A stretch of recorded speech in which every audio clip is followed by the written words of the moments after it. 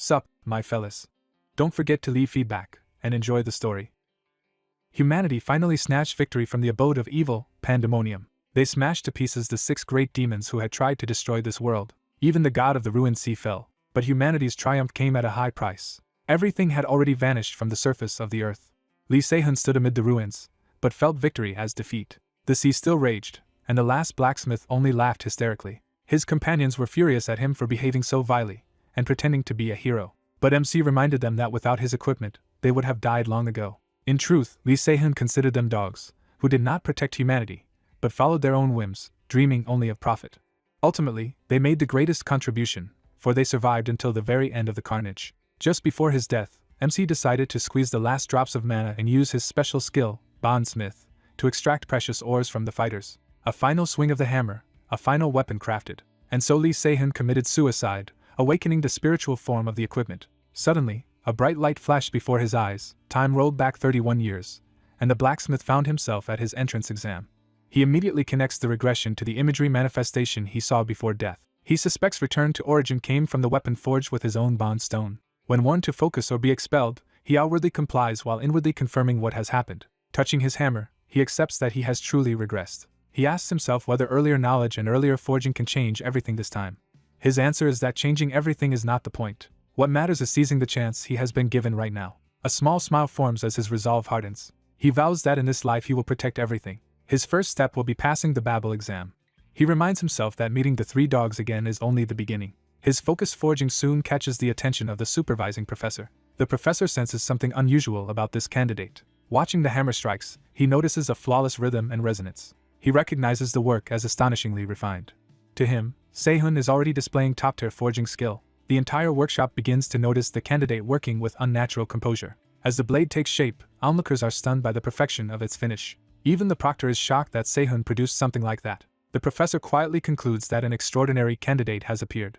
He even thinks Se-hun could pass immediately if he simply submitted the weapon as it is. Instead, Se-hun suddenly shatters the blade, shocking both the proctor and the professor. He admits to himself that he still has far to go, and refuses to show off something he considers trash. As a blacksmith, he cannot tolerate submitting a weapon beneath his standards. The proctor explodes in outrage, but Se-hun calmly asks to remake the assignment. The professor is startled by the request. When the proctor tries to stop him, Se-hun addresses him without backing down. The professor orders the remaining materials to be brought to Se-hun. He points out that no rule was actually broken and pressures the proctor into obeying. The proctor reluctantly rushes to fetch the materials while Se-hun waits in silence.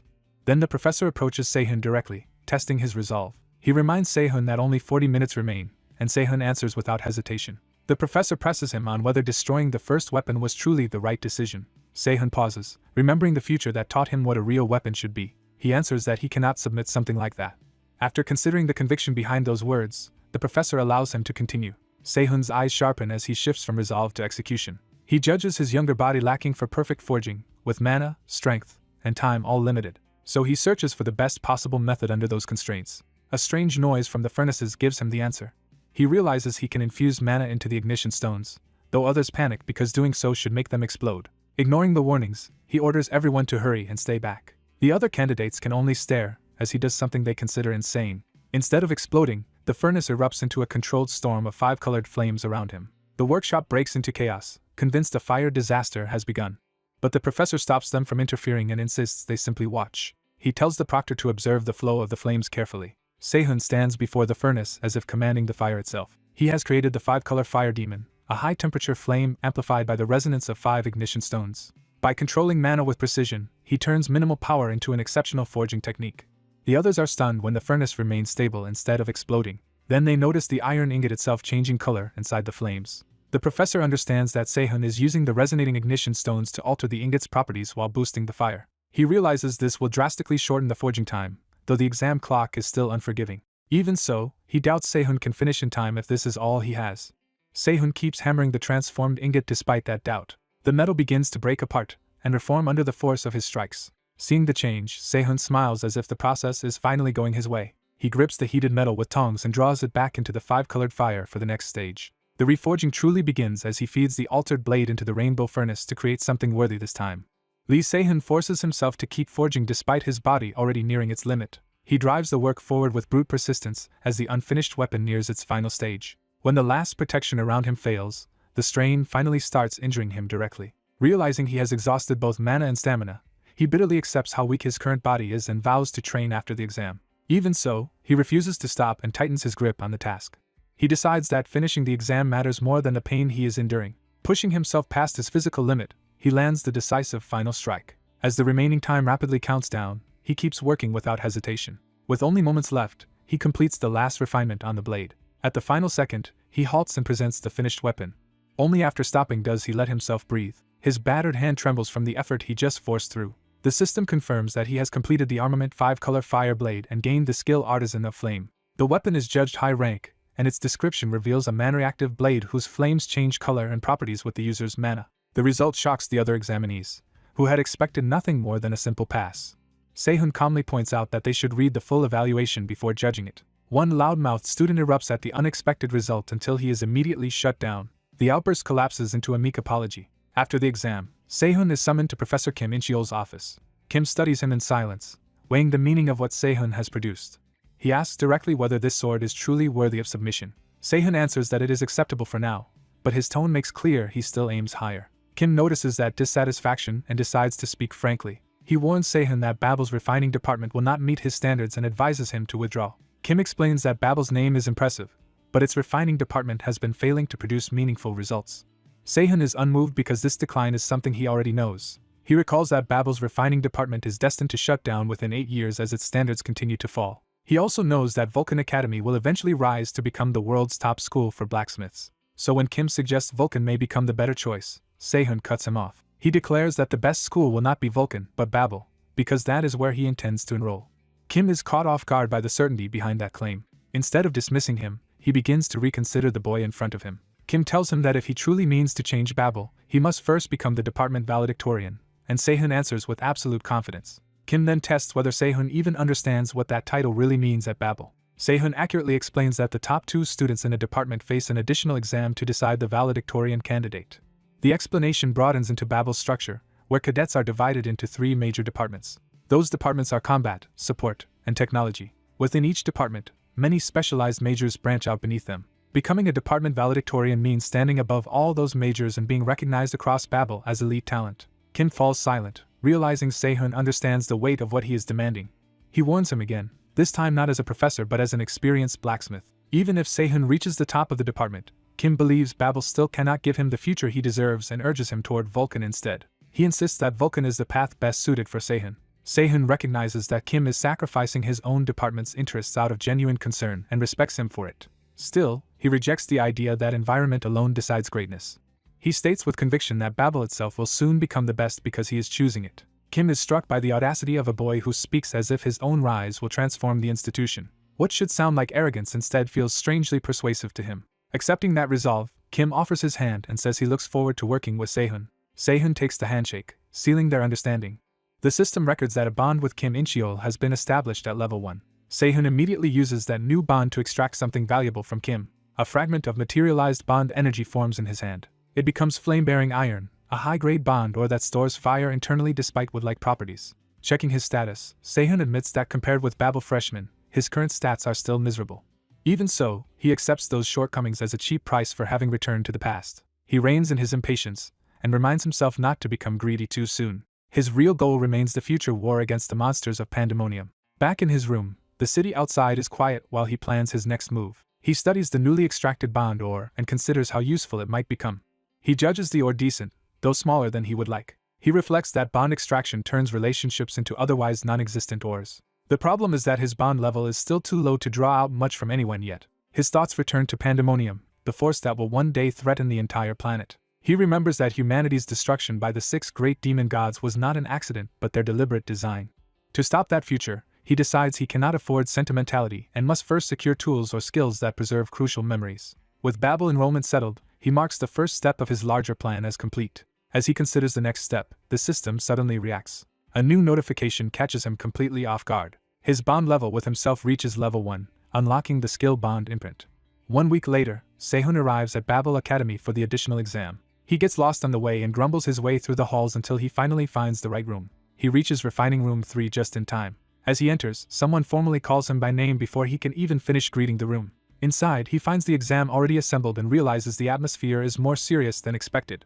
One of the waiting cadets immediately needles him for looking too relaxed. That speaker is revealed to be Hans Barmet, the vice dean of Borsippa's son. Kim notes that the exam has not started yet, but the vice dean makes clear that the issue is Sehun's attitude, not his timing. He decides Sehun needs a warning before the exam begins. Sehun realizes that Kim's department is not only struggling academically but also politically isolated from the higher-ups.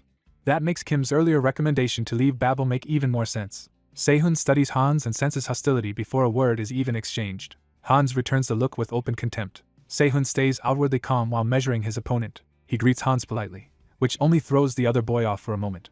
Privately, Sehun is amused by how absurdly arrogant Hans already is. Another presence enters, and the room's tension shifts immediately. Sehun and Hans both turn toward the newcomer. The vice dean addresses the arrival as dean, confirming someone even more important has come. Sehun is stunned when he recognizes who it is. The sight triggers a memory of a woman sitting alone in a ruined, rain-soaked future. The present reveals her as Dean Ryu Unha of Babel's Borsippa department. Sehun can barely hide his shock at seeing her here. He remembers her future identity as the S-rank hero weapon eater, a monster of a fighter who grows stronger by devouring armaments. Before his regression, she had only been one of his long-term customers, not someone this close to him. That memory deepens into a ruined future where she was left battered and alone. He recalls her bitter regret over having consumed one of his armaments. In that memory, she had looked up to find him standing before her in the rain. She had been too broken even to meet his eyes properly. He had faced her with grim resolve rather than blame. The memory lingers as the two of them stood amid devastation. Her weak recognition of him pulls Sehun back to the present. He snaps out of the memory when his name is called. Dean Ryu begins the formal explanation of the exam. Kim states that the total exam time will be 90 minutes. Within that time, the two candidates must create an armament that can pair with the sword from the previous exam. There is one major restriction that changes the entire challenge. They are forbidden from ordinary forging and may use only alchemy smithing. Kim then presents the available ores for the test. The candidates are told they may freely choose from any of the materials provided. Their creations will be judged by Dean Ryu Unha and Vice Dean Barmet, so the exam is both technical and political. With the rules set, Kim officially starts the test. Hans and Sehun immediately lock into a silent rivalry as the exam begins. Sehun prepares himself and quickly starts analyzing the constraints of alchemy smithing. He knows he must create resonance using only pure mana so the elemental mana in the materials does not run wild. Before he can act, Hans mocks him for hesitating in front of the ores. Sehun dryly asks whether that insult could possibly have been aimed at anyone else. Hans is called to order by his father before the exchange can escalate. Michael Barmet warns him to stop making comments unrelated to the exam. Hans backs down, and Sehun suddenly realizes the judge is literally his opponent's father. The family resemblance between Michael and Hans makes the situation painfully obvious. Sehun concludes that Hans has already figured out he knows the truth. Hans smugly confirms that he is fully aware of the advantage his lineage gives him. He contrasts Sehun's poor background and low mana with his own prestigious family and overwhelming mana reserves. As he selects high-grade blue ores, Hans becomes convinced the result is already decided. He believes victory is guaranteed before the real contest has even begun. The judges identify his choices as Lazarite and Hainam Jade, both rich in mana and aligned with water. Kim points out that water-attributed mana is normally difficult to smith because it reacts poorly with fire. Michael dismisses that concern, insisting modern alchemy smithing has already overcome such limitations. Kim counters that even with those advances, synthesis speed still depends heavily on the caster and ore, and in this setup 30 minutes is the key threshold. Michael's expression shifts as he realizes what Hans is about to demonstrate. He reveals that Hans can synthesize any ore within 30 minutes. When Hans begins resonance synthesis on the spot, Kim is stunned because that level far exceeds ordinary entrance. The feat proves Hans is operating above second-year standards, making the exam's bias impossible to ignore. Kim immediately understands that the chosen format was designed to favor Hans from the start. He inwardly curses Michael for rigging the contest through the exam conditions. At the same time, Dean Ryu quietly finishes her own assessment of the situation. Sehun finally makes his move by selecting Hydrate and Crimson Firestone instead. The judges are startled because he has chosen an even more volatile combination. Michael notes that Sehun has picked fire-attributed counterparts to Hans's high-mana ores and assumes it is reckless pride. Hans watches in silence, trying to understand Sehun's intent. He realizes Sehun deliberately chose materials that directly oppose his own. Confident Sehun lacks the mana to control Crimson Firestone, Hans dismisses him as a fool. He starts to relax, thinking the match will be easier than expected. That confidence shatters the moment something unexpected ignites around Sehun.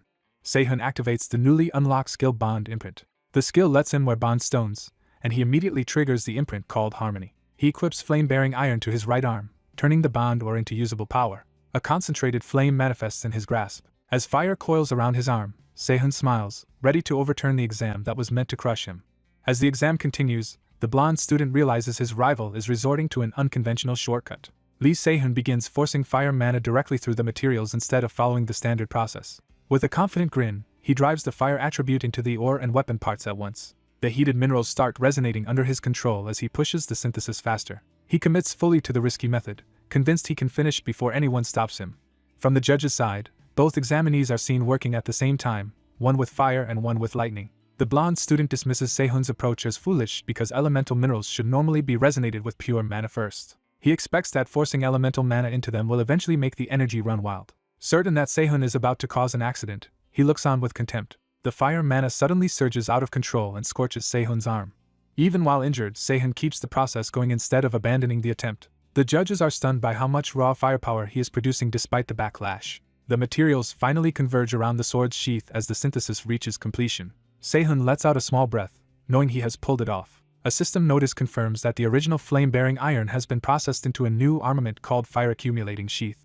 The red-haired dean and the older professor are left speechless by the result. Even the blonde examinee can only stare, shaken by what he just witnessed. He can hardly believe Se-hun actually succeeded with a method that should have failed. The crafted sheath is identified as a rare-grade scabbard that stores and amplifies fire mana and grants access to the skill Wildfire. The blonde student is further rattled by how quickly Se-hun finished the synthesis. He insists to himself that this outcome should have been impossible because elemental mana normally goes berserk in such cases. Trying to reassure himself, he resumes his own lightning work and wonders if he misunderstood the theory. Then he notices too late that his own process is heading toward disaster. He shouts for the procedure to stop, realizing elemental mana stones are being infused the wrong way. Before he can recover, a sphere of unstable lightning forms in front of him. The danger becomes immediate as the energy swells past control. The chamber ruptures under the strain. A violent explosion tears through the exam hall. Later that afternoon, the aftermath of the refining department exam becomes the subject of official review. The floor is left scattered with shattered blue crystals and burn marks from the blast. The blonde student, Hans, stands injured and shaken among the debris. Se-hun reflects that under normal circumstances one of the two finalists would have been recommended as department valedictorian. The older professor laments that the exam should have produced a clear top candidate, but he immediately adds that the situation has become complicated. Hans clutches his damaged arm, already sensing the results slipping away. The professor notes, bitterly, that the contest may now end in a forfeit instead of a proper decision. Another examiner prepares to make the ruling official. Because a student was injured during the exam, one side argues that the test should be voided and rescheduled. The older professor rejects that idea, blaming the accident on Hans's own carelessness and insisting the completed exam still stands. Se-hun's blonde rival tries to turn the discussion moral by accusing Professor Kim of caring more about results than student safety. Professor Kim remains unmoved by the attempt to shift blame. The blonde professor rises and points out that the fastest officially recognized resonance time in academia is 5 minutes. He uses that record to frame Se-hun's feat as suspicious rather than impressive. He argues that a freshman who had only just awakened mana could not possibly activate it and achieve resonance almost simultaneously. Se-hun finally answers by explaining that alchemy smithing was created for forging armaments with mana alone when ordinary smithing was impossible.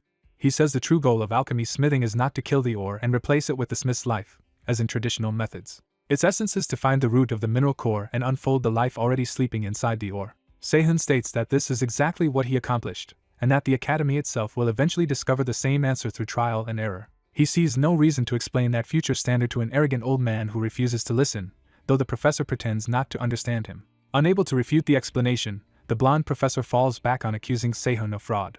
He argues that a poor freshman producing a rare-grade armament is so implausible that it must be cheating. Se-hun is baffled by how shamelessly the accusation is being made. The professor openly admits the result makes no sense to him and treats that ignorance as proof of wrongdoing. He presses the dean to disqualify Lee Se-hun for fraud and hold a re-examination instead. The dean watches in silence, weighing the room before responding. When she rises, the others realize her decision is about to settle the matter. She personally inspects the fire-accumulating sheath instead of relying on the accusations. Holding the finished armament, she quietly repeats that it makes no sense. Yet her tone suggests not dismissal, but recognition of something extraordinary. She calls Se-hun forward to hear her judgment directly.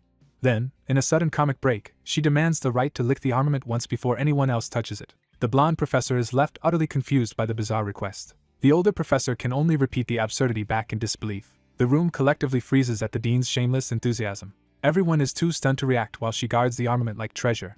Later that afternoon in the city, Se-hun leaves the academy still thinking about the exam. He walks through downtown carrying his jacket and replaying the confrontation in his head. He judges that the sheath still lacks proper fine-tuning and is far from the complete form he intended. Even so, one part of the day still amuses him. He privately laughs at how furious Vice Dean Barmett became when his authority was challenged, drawing wary looks from passers-by. Then the name Barmett suddenly catches in his memory. As he repeats it to himself, he finally connects the Vice Dean to a much darker past. He remembers a victim from Babel who said the cheap armaments Barmett forced people to buy had exploded without warning. Those defective goods had left Louise Vallant permanently scarred with mana burns, and Barmett had been responsible. Sehun's expression hardens as the memory settles into certainty. He stops walking, no longer treating the Vice Dean as a mere nuisance. He realizes Hans Barmett is the very blacksmith whose greed ruined one of the people he once meant to save. Sehun had planned to quickly find and rehabilitate the 3 dogs from his past life, but now he sees one of them may not need saving at all. A cold smile spreads across his face as his priorities shift. If he crushes Hans Barmett before he can go astray, then one future tragedy can be erased at its source. Elsewhere, in the Borsippa department conference room, the dean's next move shocks the faculty. Professors from other departments are stunned when she proposes making Lee Sehun the department valedictorian. The dean asks plainly whether anyone dares object. One professor cautiously says his concern is less an objection than advice. The blonde professor seizes the opening and reminds the dean that she has not held office long. She answers only with a cold stare, refusing to be intimidated.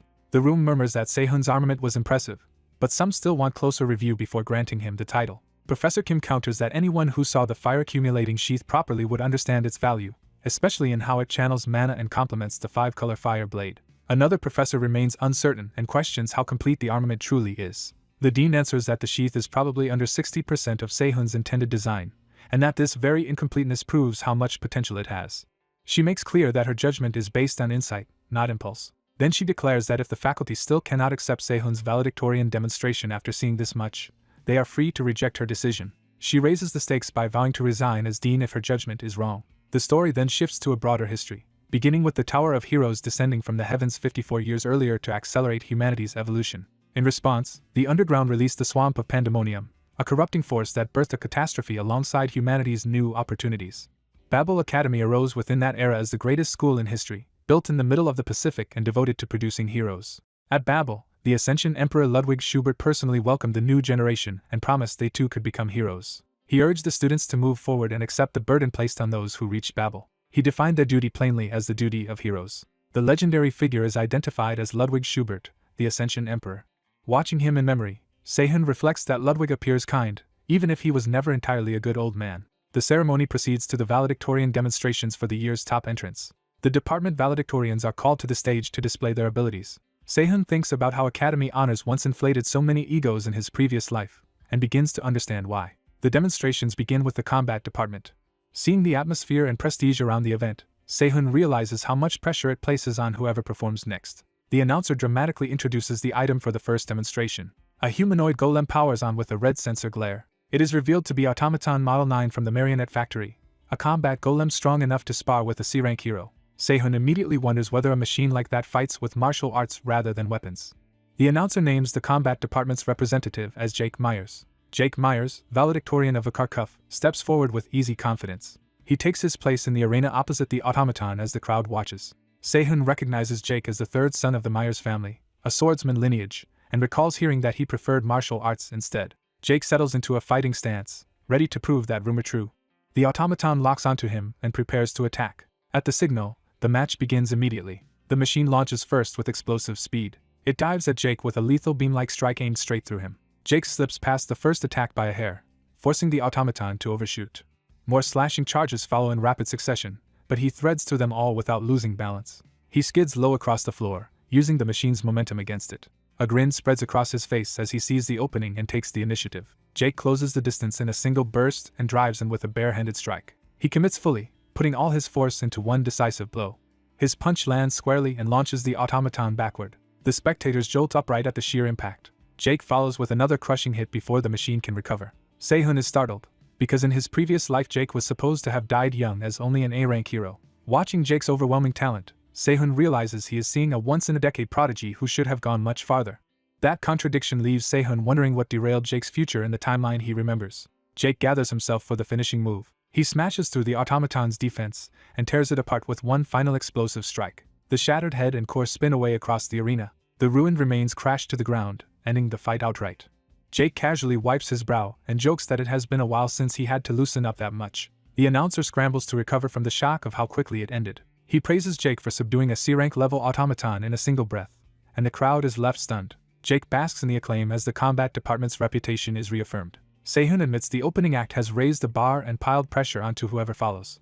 The announcer moves on to the support department and calls up its valedictorian, Inoue Erika. Sehun recognizes the name at once and realizes she is the support department's top student, so pressure will not faze her. He remembers Erika Inoue as the eldest daughter of one of Japan's 3 great families, a future S-rank hero who wielded a myth-grade armament. But he also remembers that she was eventually corrupted into a maiden and subdued by her own family. Because of that doomed future, Sehun had never planned to get close to her.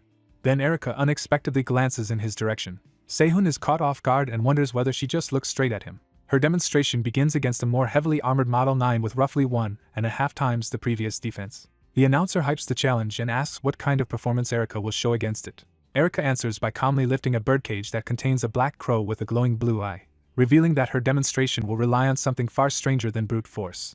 A black-haired cadet calmly calls forth a crow-like familiar, revealing a power that feels far more dangerous than her quiet demeanor suggests. She steps into the arena with a birdcage in hand as her summoned crow launches toward the target. The enormous crow descends over the arena, dwarfing both the girl and the defensive automaton set up for the test. Lee Sehun, watching from the stands, realizes her weapon is simply a crow. The automaton tracks the bird and braces for impact. It raises its shield and commits fully to defense. Sehun judges that breaking through will be difficult, especially against a defense-specialized machine. The girl quietly gives her command. The crow folds into a sharper, faster form as it dives. Its body reveals itself as an armored weapon beast rather than an ordinary summon. Its eye flares with killing intent as the attack locks in. The transformed crow aligns itself like a spear and commits to a straight piercing strike. It accelerates in a single decisive plunge. The impact tears straight through the automaton's defense and detonates through its body while the girl remains unmoved. Sehun is caught off guard by how completely the supposedly safe target was overwhelmed. A hole opens through the automaton's chest as its systems begin to fail. The machine staggers upright for a moment, already ruined from within. It collapses, ending the match almost instantly. The crow returns to perch on the girl's hand as if nothing extraordinary just happened. The crowd erupts, praising Erika for dropping a defense-enhanced C-rank level automaton with a single strike. Sehun realizes that after displays like Erika's, a simple weapon reveal from him would look unimpressive. The announcer moves on to the technology department's valedictorian, Cadet Lee Sehun. As the next demonstration begins, the supervising elder Ludwig Schubert watches in silence. Ludwig notes that this year's new valedictorians are unusually strong, while others worry that a rare refining department valedictorian may be under too much pressure. Dean Ryu Unha dismisses the concern and shows confidence that Sehun will be fine. The audience wonders whether Sehun can possibly top the shocking performances that came before him. Instead of making a flashy entrance, Sehun simply draws his sword. He stands in the arena with a plain-looking blade and sheath, offering little immediate spectacle. A display identifies his work as the 5-color fire blade and the fire-accumulating sheath, revealing that the sheath is rare grade despite coming from the refining department. The spectators are impressed by the rarity, but quickly judge the set as lacking impact compared with the earlier demonstrations.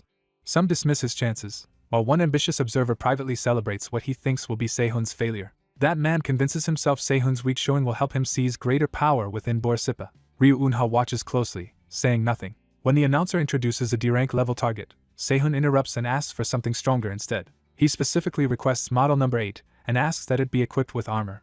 The announcer is left baffled by the demand. He explains that Model 8 can already endure attacks from B-rank heroes in some cases, making Sehun's request sound absurd. The announcer protests that such a setup cannot be prepared on short notice and accuses Sehun of derailing the demonstration. A calm voice cuts in and reveals that the requested setup had already been prepared. The armored automaton is brought out immediately. Its arrival confirms that Sehun's impossible request was anticipated in advance. Even the announcer is shaken as the fully armored Model 8 is positioned against Sehun. The supervising artisan studies Sehun in silence, measuring him. Then he decides to allow the boy complete freedom. With that approval, Sehun is told to go all out. The announcer gives up trying to make sense of the situation and starts the match anyway. The battle officially begins. The supervising artisan watches with folded arms, expecting something worth seeing. Ryu Unha also fixes her attention on Sehun. Sehun accepts the challenge and prepares to answer the expectation placed on him. He decides to prove himself properly rather than hold back. He activates the sword and sheath together, drawing out violently clashing multicolored flames. The unstable fire coils around him as he advances toward the armored automaton. The spectacle finally wins over the crowd, who begin to realize this demonstration may be far more dangerous than expected. Not everyone is convinced, and some still dismiss it as empty showmanship. Sehun knows the real problem is not appearance but the fact that he lacks the mana needed to control such a weapon safely. He recalls that the 5-color fire blade's flames naturally clash and can injure the user unless controlled with great mana. To overcome that flaw, he uses Artisan of Flame to inject crimson fire into the fire-accumulating sheath and store the unstable flames inside it. Once the storage process is complete, he steadies himself for the real attack. The automaton raises a hexagonal barrier and braces for the incoming strike. Sehun triggers Wildfire, the sheath's armament skill. He swings with everything committed to a single release. Wildfire detonates all the mana compressed inside the sheath at once. Sehun understands that if he unleashes the forcibly compressed 5-colored flames in this state, they will erupt together. He deliberately forces that total explosion into the target.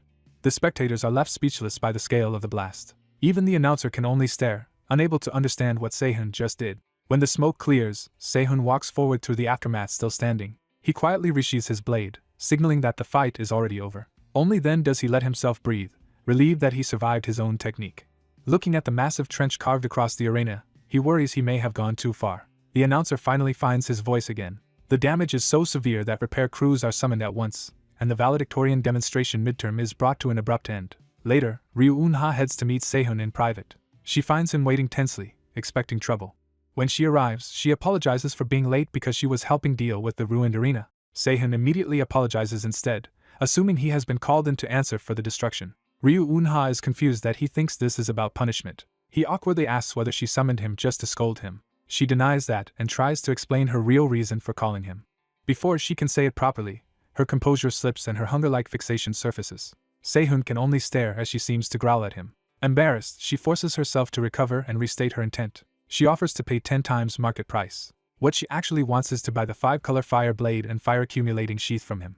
Sehun is stunned, and at that moment his system announces that a bond has been established with Ryu Eunha. As she praises the armaments, the system confirms both the new bond and that her bond with him has already reached level 1. Sehun is shocked that the bond formed so quickly, far earlier than he remembers from before his regression. He thanks her outwardly while inwardly recognizing this as a valuable opportunity. He secretly activates bond extraction through physical contact. Blue energy surges between them as he extracts something directly from Ryu Eunha's bond. The result is Gluttony Iron, a supreme-grade high-level bond material that devours iron to generate heat and create mineral blood. Ryu Eunha, still focused on the sale, asks whether he is agreeing to sell. Before he can answer properly, a call from Kim In-cheol interrupts with urgent news from the academy head.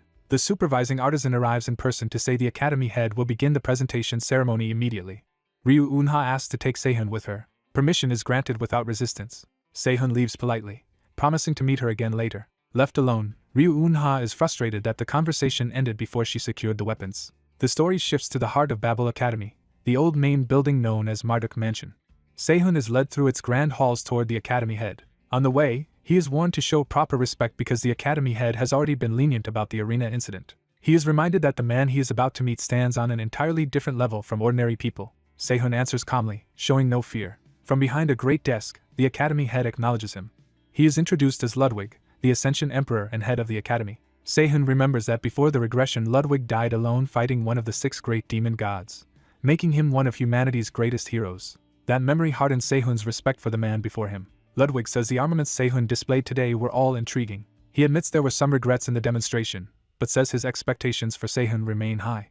Sehun immediately understands the criticism.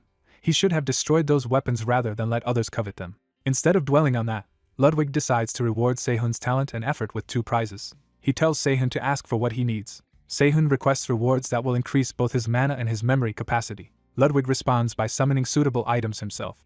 A radiant golden relic appears first. Then 2 rare materials are presented: heavy ink rock, which absorbs mana and swallows all but darkness, and dream ivory, which can touch the boundary between dreams and reality. Sehun is astonished because both materials are extremely hard to obtain, especially dream ivory. He quickly regains his composure and realizes he already knows how to make use of them. Ludwig asks whether the rewards satisfy him.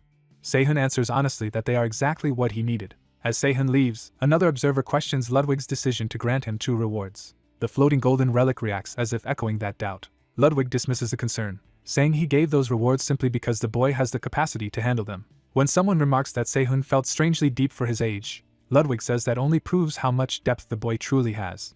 He adds one more thought, implying there is still something about Sehun even he cannot fully read. Ludwig concludes that Sehun possesses a depth beyond even his own understanding. The next day begins under a bright sky at the academy. Sehun enters class while the other cadets settle in. Nearby, Hans casually tells a blonde upperclassman that he already has lunch plans with Senior Howard.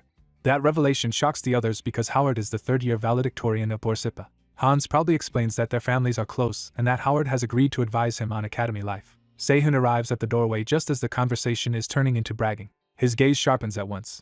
The room falls silent as his presence cuts through the chatter. For a brief moment, his eyes become unnervingly intense. The blonde cadet is rattled by that look and instinctively recoils. Sehun notices the reaction and decides the boy has understood his place for now. The blonde cadet swallows his resentment and keeps his anger to himself. Before anything can escalate, the instructor enters and orders everyone to sit. Kim In-cheol takes the podium and begins the first class. He announces that instead of ordinary introductions, the first lesson will begin with a practical demonstration. He presents a special material called projection alloy. He explains that it is dozens of times more mana-sensitive than common ore and reacts directly to mana input. By channeling mana into it, he instantly shapes it into the armament he imagines. Sehun recognizes the feat as proof that Kim In-cheol truly deserves his place among the world's top artisans. At the same time, Sehun senses that Kim In-cheol is no ordinary instructor but someone genuinely formidable. Kim explains that projection alloy is too sensitive for practical combat use, but it reflects unconscious traits back at its user. Because of that property, the armaments made from it are called alter egos, and the refining department's self-introduction assignment will be to create one. The class is told their alter egos will be exhibited in the main building for a week, turning the assignment into a public test of who they really are. As Babel flaunts the value of its projection alloys, Lee Sehun privately notes that the academy is making a grand spectacle of itself. A blonde cadet begins to object, only for the mood to shift before he can finish. Lee realizes the truly important talent has not even been acknowledged yet. When his name is finally called, he rises at once. Seeing his own introduction, Lee decides there is no longer any reason to keep his ability hidden. He commits to revealing what he can really do. He even considers whether to unleash everything at full strength. That thought carries him toward a far larger stage than this ceremony. At the weapon display, the crowd is clearly thicker because of Lee Sehun. Some students still dismiss the hype, insisting a freshman cannot be that exceptional. Their skepticism falters when something unexpected draws their attention. Babel announces that Lee's weapon absorbed 19 nearby projection alloys during production, and instead of correcting the anomaly, the academy displays it as proof of his aptitude. Many students try to explain the result away as a skill effect or institutional favoritism. Erica is not convinced by those excuses. A blonde student beside her agrees that Lee's potential is being underestimated. The display itself suggests that even the available alloys were insufficient to express Lee Sehun's full capacity. Elsewhere, Lee pushes himself through brutal smithing work. Even he feels the strain of what he is attempting. An assistant checks the timing of his work, startled by the precision. Up to that point, Lee has been operating with virtually no timing error at all. The instructors are left wondering what they can possibly teach someone already this exact. One of them half-jokes that it may be easier to skip demonstrating for Lee entirely. Class is dismissed, but Lee remains behind at the forge instead of leaving with everyone else. Exhausted and drenched in sweat, he still reaches for the hammer again. He studies the practice materials and weighs his next move. When an assistant warns him not to break the equipment, Lee realizes these pieces are meant for something beyond class practice. He recognizes the speaker as the assistant and lowers his guard. The assistant explains that the weapons must be delivered after the week's smithing class, so Lee cannot damage them. He further reveals that cadet departments are funded according to how many weapons they sell outside the academy. Then he asks Lee what is actually holding him back right now, his body or his mana. Lee answers honestly that his immediate limitation is his body. He explains that to make the training tools he needs, he must smith heavy ink rock, but he lacks the stamina to even attempt it. The assistant starts thinking through that problem from a smithing perspective. Lee suddenly realizes that enhancement magic might solve his physical weakness faster than training alone. He remembers he had ignored that route before his regression, and now sees its value. Because he has returned to a weaker body, he concludes he could smith heavy ink rock while under a buff instead. Grateful for the insight, Lee thanks the assistant and receives a casual dismissal in return. Before leaving, Lee notices the assistant's forging technique. He bluntly points out that the assistant is wasting mana and should reduce it to about 70% while concentrating the strike on a single point. Lee walks off as if the advice were obvious. The assistant is left stunned that a freshman just corrected him. He can only stand there in silence, trying to process what happened. Meanwhile, Babel's system reminds cadets that they are free to learn autonomously across departments. That freedom comes with strict responsibility, since major courses are mandatory and repeated failure means expulsion. As the train heads toward the Department of Sorcery, the Academy frames this freedom as a test of each cadet's choices. Lee arrives calm and focused. At the station, he unexpectedly runs into Erica and the students accompanying her. One of the boys immediately tries to order Lee out of their way. Lee, unimpressed by the sudden hostility, tells them they should be the ones to move. His refusal catches them off guard and halts their momentum. Erica steps in and asks where he is going. Lee says he is heading to the Department of Sorcery to look for a suitable minor. Erica immediately offers to guide him herself, shocking the boys around her. When they remind her that a gathering awaits, she tells them to go on without her. They protest that the seniors specifically wanted her there. Erica dismisses the invitation outright, making clear she has no interest in it. Lee notices the force of her decision. She falls into step behind him, leaving her companions flustered. As they walk, Erica asks what kind of minor he wants. Lee says he wants to study buffs. More specifically, he needs something that enhances physical ability without interfering with smithing. Erika suggests barrier arts instead, which surprises him because he associates it with defense. She explains that barrier arts can do far more depending on how they are applied. To prove it, she activates a family barrier technique from a spell book. She hands him the enchanted envelope and tells him to try tearing it. Lee first wonders whether she simply increased its durability, then realizes that is not what happened. The envelope keeps its normal nature but hardens only when strong force is applied to it. Erika explains that this kind of delicate control suits smithing well, though mastering such applications would likely require a professor's help. Recognizing the formula as familiar, she offers to personally introduce him to a barrier composition professor connected to her family. Lee abruptly recognizes the spell for what it is. He instantly identifies the mechanism behind the barrier. Erika is shaken that he understood her family's barrier art almost immediately, and even dismantled it. They arrive at the Department of Sorcery. Other students quickly notice Erika walking with Lee and begin whispering about them being together again. Lee dismisses the gossip as idle curiosity, and knows it cannot mean Erika has feelings for him, because no bond has formed between them. Ignoring the rumors, he asks whether the department really screens students before letting them into classes. Erika leads him to the forest used as the testing ground for barrier construction. There, other applicants are already wandering around in frustration, unable to find what they are supposed to locate. Lee dryly compares the test to a treasure hunt. He finds the whole setup irritating. Then he decides the hidden target is probably concealed by a barrier and strikes at the space in front of him. His blow shatters the illusion, revealing the examiners and the true test area. The assistant examiner immediately declares that Lee has passed the first test. The professor can only ask how Lee managed that so casually. Professor Robert Perry of Barrier Construction is informed that Erika has taken an interest in the top student from the Borsippa faculty. He asks to see the evidence for himself. After seeing the photo of Erika guiding Lee, he understands why she suddenly enrolled in a beginner course. He notes that her involvement tripled the number of applicants, though he is far from pleased by the extra trouble. Elsewhere, a red-eyed subordinate reports another request from young Master Inoue. That request is to add a new test built around the labyrinth of illusory souls, a barrier that twists perception and causes people to wander. The professor explains that it is a basic barrier, but anyone ignorant of sorcery would never even notice it existed. He emphasizes that Erika did not help Lee through it. What unsettles him is that Lee broke through the labyrinth purely by instinct. With the first test complete, all applicants are told they have passed that stage. The professor announces a second test that will determine class placement.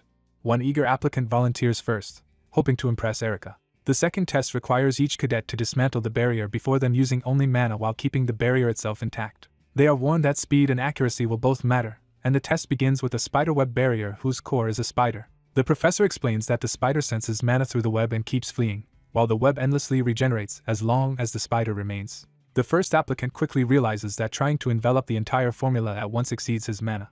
He changes tactics and decides to overwhelm the core with speed instead. That brute force approach works, but it takes him over 2 minutes and leaves him regretting that he failed to understand the structure first. He receives only a lukewarm evaluation and awkward thanks it as if it were praise. The remaining applicants are called one after another. After several attempts, the professor places them all in the beginner class.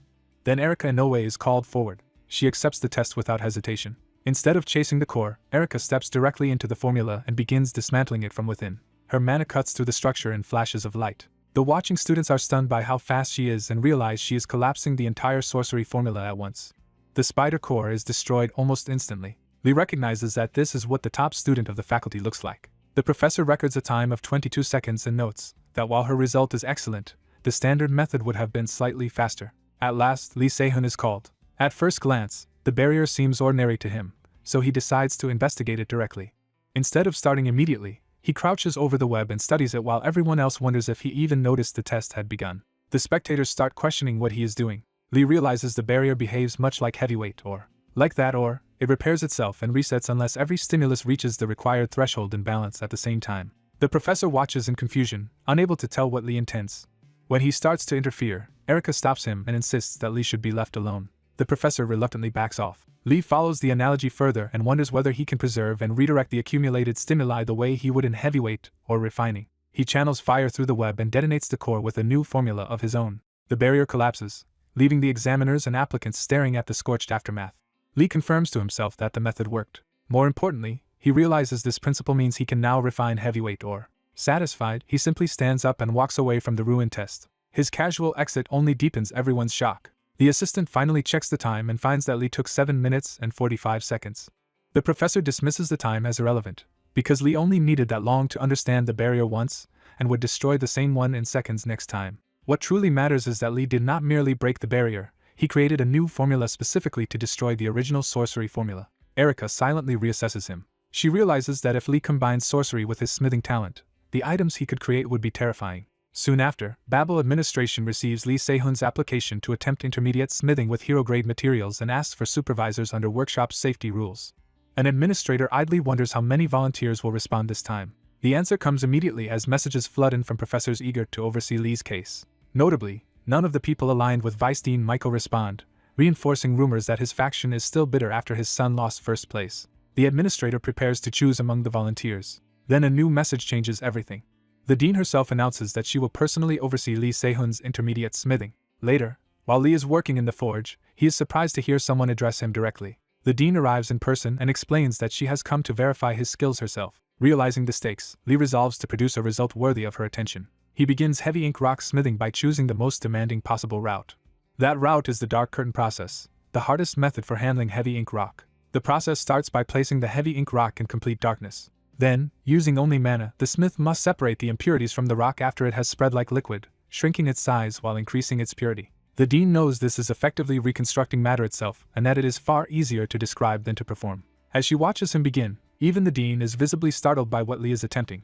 He decides he can only reduce the material to a quarter of its original intensity, because weakening it any further would ruin the result. With that limit set, he begins the second stage of the forging process. He channels mana into crimson flames to refine the fire itself. The workshop erupts with controlled heat as he forces the flames into obedience under his hands. He explains that he is filtering the crimson flames so that only the suitable fire remains. The stabilized flame becomes a special fire called Flowing Wildfire, which preserves the exact temperature it had at the moment of creation. In the third stage, he repeatedly strikes the heavy ink rock with a hammer wrapped in that wildfire, waiting for the distortion inside the material to gradually diminish. Watching him endure the process, the red-haired woman realizes that even with fire resistance, he must still be suffering through every blow. As the green distortion surges around him, she wonders how much of himself he has already worn away to keep going. Outside, the strange energy draws silent attention from people across the academy grounds. Back inside, the woman can only cover her mouth and watch in tense silence. Hours pass, and she remains beside him through the night. After 4 relentless hours of smithing, his arm is trembling from exhaustion. At last the heavy ink rock reaches its limit, and its properties begin to change as it fully absorbs the flame. When the distortion finally stops, he knows the processing stage is complete. He immediately moves on to melting the processed rock. Instead of forging it further, he pours the molten material into a mold he prepared in advance, alarming the woman because darkness inside the mold should alter the material again. She cannot understand what he is trying to accomplish. He enters a fourth stage, using a barrier dismantling formula to slow the material's transformation just long enough to build a mana circuit into it. The circuit takes shape inside the unstable material in a narrow window of time. The item is completed as an ink spider bracelet, and the system praises his first-rate ability to force new possibilities out of a material even without drawing out its full potential. He also gains a new skill, Black Spirit Thread, and can only laugh weakly at the reward through his exhaustion. The finished bracelet is revealed to be a rare item that stores the wearer's mana, grows heavier with that stored power, and grants the skill Explosive Ring. Realizing the forging succeeded, he starts to celebrate. The woman finally breaks her stunned silence as she looks over the result beside him. An awkward pause follows, with her flustered and him unsure how to read her reaction. He exhales and tries to steady himself after the ordeal. She recognizes that the bracelets have triggered a resonance phenomenon, and is genuinely impressed by how much complexity he hid behind something that looked simple. He admits the resonance is still weak, but thinks a full set might eventually produce a set effect. Knowing he could not yet make her a proper armament despite the trouble she is facing because of him, he offers her the leftover mold material as a small consolation. Something about that answer makes him suddenly focus on her. She activates her unique skill, Soul Smelting Furnace, and consumes the mold material he gave her. When he asks if it was actually edible, she dryly tells him that it was, in a sense. She clarifies that it was only metaphorically edible, though it apparently tasted like fried crumbs. He realizes this odd gift may be a surprisingly effective way to improve his bond with Ryu Unha. Pleased that she liked it, he quietly thinks this could raise their bond level much faster. She admits she still regrets eating the mold scraps while the finished bracelets are sitting right in front of her. Changing the subject, she asks when he plans to deal with the 5-color fire blade and the fire-accumulating sheath. He refuses to sell them for now, leaving her confused enough to wonder if her offer was too low. He explains that he is saving them for the upcoming subjugation class, and jokes that hunger makes the best seasoning. He promises that when he finally has equipment worthy of her, she will be the first to know, and she accepts that promise with clear anticipation. Once she confirms the smithing is finished, he says there is nothing more to do with the workshop. She suggests leaving the cleanup to the staff, and he is relieved because he is too drained to handle it himself. Only then does he realize just how badly his stamina has been mismanaged. His legs give out, and she rushes in to catch him before he collapses. Concerned, she asks if he is alright, and he brushes it off as a minor mistake in how he distributed his stamina. She decides to escort him back to his dorm, but first asks whether he is afraid of heights. He starts to deny it without understanding what she means. Before he can finish, she scoops him up and prepares to move. In the next instant, they launch out of the building. She carries him through the sky at tremendous speed, leaving the academy far below. As her power surges, she realizes the mold she ate has amplified her far more than expected. He answers her surprise by saying the effect makes sense in more ways than one. While they streak across the night sky, he reflects that the world has changed greatly from the one he knew before regressing. Elsewhere, a black-haired girl waits alone for Lee Se-hun, worried because she still needs to give him an invitation. Her long vigil becomes gossip on the academy board, where students note that the freshman valedictorian has been standing outside the refining department for hours. The rumors quickly connect her to the Borsippa department valedictorian and speculate that she is waiting for him again. As comments pile up demanding the post be removed for violating her privacy, she is left bewildered by the sudden attention. Meanwhile, Lee Se-hun ignores whatever messages are chasing him and decides that anything truly important will find him again. A classroom door opens, signaling the start of another part of his academy life. A new instructor introduces himself as Rikuro smiles and announces that he will be teaching understanding tools. He immediately turns the supposed theory class into a physical trial by ordering everyone to the training center and threatening the last arrival with 20 laps. The students panic and bolt, stunned by the sudden change in tone. Lee Se-hun can only stare in disbelief that a theory class has become this. With no better answer, he joins the rush and tells himself to just run. He struggles to keep up as the others pull ahead. By the time he reaches the arena, the penalty is already waiting for him. Accepting the punishment, he starts the 20 laps without complaint. As he runs, others dismiss him as physically bottom tier and even question whether he properly completed the intermediate smithing course. When the instructor finally gathers everyone, the real lesson begins. Rikros explains that understanding tools used to be a class about armament structure, but recent events have forced the curriculum to change. He reveals that blacksmiths who create hero-grade or higher fire blades are being hunted by a group known as the Flame Blade Hunters. Lee Se-hun recognizes the case as one that remained unsolved even before his regression, and concludes that in the end a blacksmith's own body is the last line of defense. Rikros confirms that this class will now teach both tool knowledge and the techniques needed to protect oneself. The day's subject is swords, and Lee Se-hun realizes he has to be more careful from now on. As he keeps moving, he decides that the first thing he must improve is his stamina. He tests the ink spider bracelet while running and confirms that its gravity-based explosive ring is genuinely useful. Seeing his stats rise across the board, he vows to make this body truly usable before the end of his first year. Rikros suddenly calls him over and orders him to stop running. Instead of merely obeying, Lee Se-hun activates explosive ring. The instructor notes that he is in better shape than expected. Rikros hands him a sword and decides to test whether swordsmanship suits him. Lee Se-hun knows the bracelet's weight will hinder his movement, but he still prepares to fight. Facing the instructor, he considers using the rough sword technique he picked up elsewhere. He attacks first, driving in with a direct downward strike. The watching students think he looks slow from exhaustion, though they admit his form is not bad. Rikros sees something deeper, recognizing that Lee Se-hun's blade already understands the path it should take. That realization makes the instructor take the exchange seriously. He judges the attack too hasty and thinks the flaw should be corrected before anything else. Lee Se-hun suddenly senses a dangerous shift in the exchange. For an instant, Rikros is shaken by the pressure coming from the cadet in front of him. In that moment, Lee Se-hun's strike seems to cut through the instructor in his mind before the real clash even resolves. The shock of that imagined outcome leaves Rikros visibly rattled. When the blades meet for real, the instructor is still unsettled by what he felt. He cannot believe he momentarily feared a technical cadet, and wonders if fatigue is making him hallucinate. Trying to regain control, he asks who taught Lee Se-hun that swordsmanship. Lee Se-hun hesitates, because the answer is not simple. He remembers that the technique came from a shabby drunk who claimed to have invented it in 10 minutes. That man had laughed off repayment, and treated the whole thing like a casual favor. When pressed for money, he had instead forced the technique on Lee Se-hun as payment, and refused to let him leave without taking it. So Lee Se-hun awkwardly downplays it as something he pieced together from watching recordings of heroes' battles. Rikros repeats the word swordsmanship as if testing whether that explanation can possibly be true. Later that afternoon, Lee Se-hun follows a recommendation letter to another instructor at a car cuff for body control training. He arrives with no idea what kind of person he is about to meet. He finds a furious man kicking a blonde student while shouting that he has nothing left to teach him. The man is revealed to be the retired S-class hero sword breaker Ma Guangsu. Lee Se-hun is stunned that the washed-up gambler and drunk he once knew is actually a professor. He introduces himself as a refining freshman and presents Rikros' recommendation. Ma Guangsu is surprised that Rikros sent him someone, while the blonde student points out that Lee Se-hun is this year's Borsippa valedictorian. Even so, Ma Guangsu dismisses Lee Se-hun as painfully ordinary at first glance. He asks the blonde student whether he really wants to learn from him that badly, and the answer is an immediate yes. Ma Guangsu then sets a condition for accepting him. He must beat that blonde student. The test is a single match, with victory going to whoever lands the first valid hit. With the term set, Ma Guangsu gives the signal to begin. The blonde valedictorian charges at once, confident in overwhelming Lee Se-hun. Lee Se-hun lowers himself and loosens his body instead of meeting force with force. Watching closely, Ma Guangsu realizes Lee Se-hun is using relaxation to maximize flexibility by stripping unnecessary tension from his body. He immediately identifies the proper answer to that kind of movement: grappling, not striking.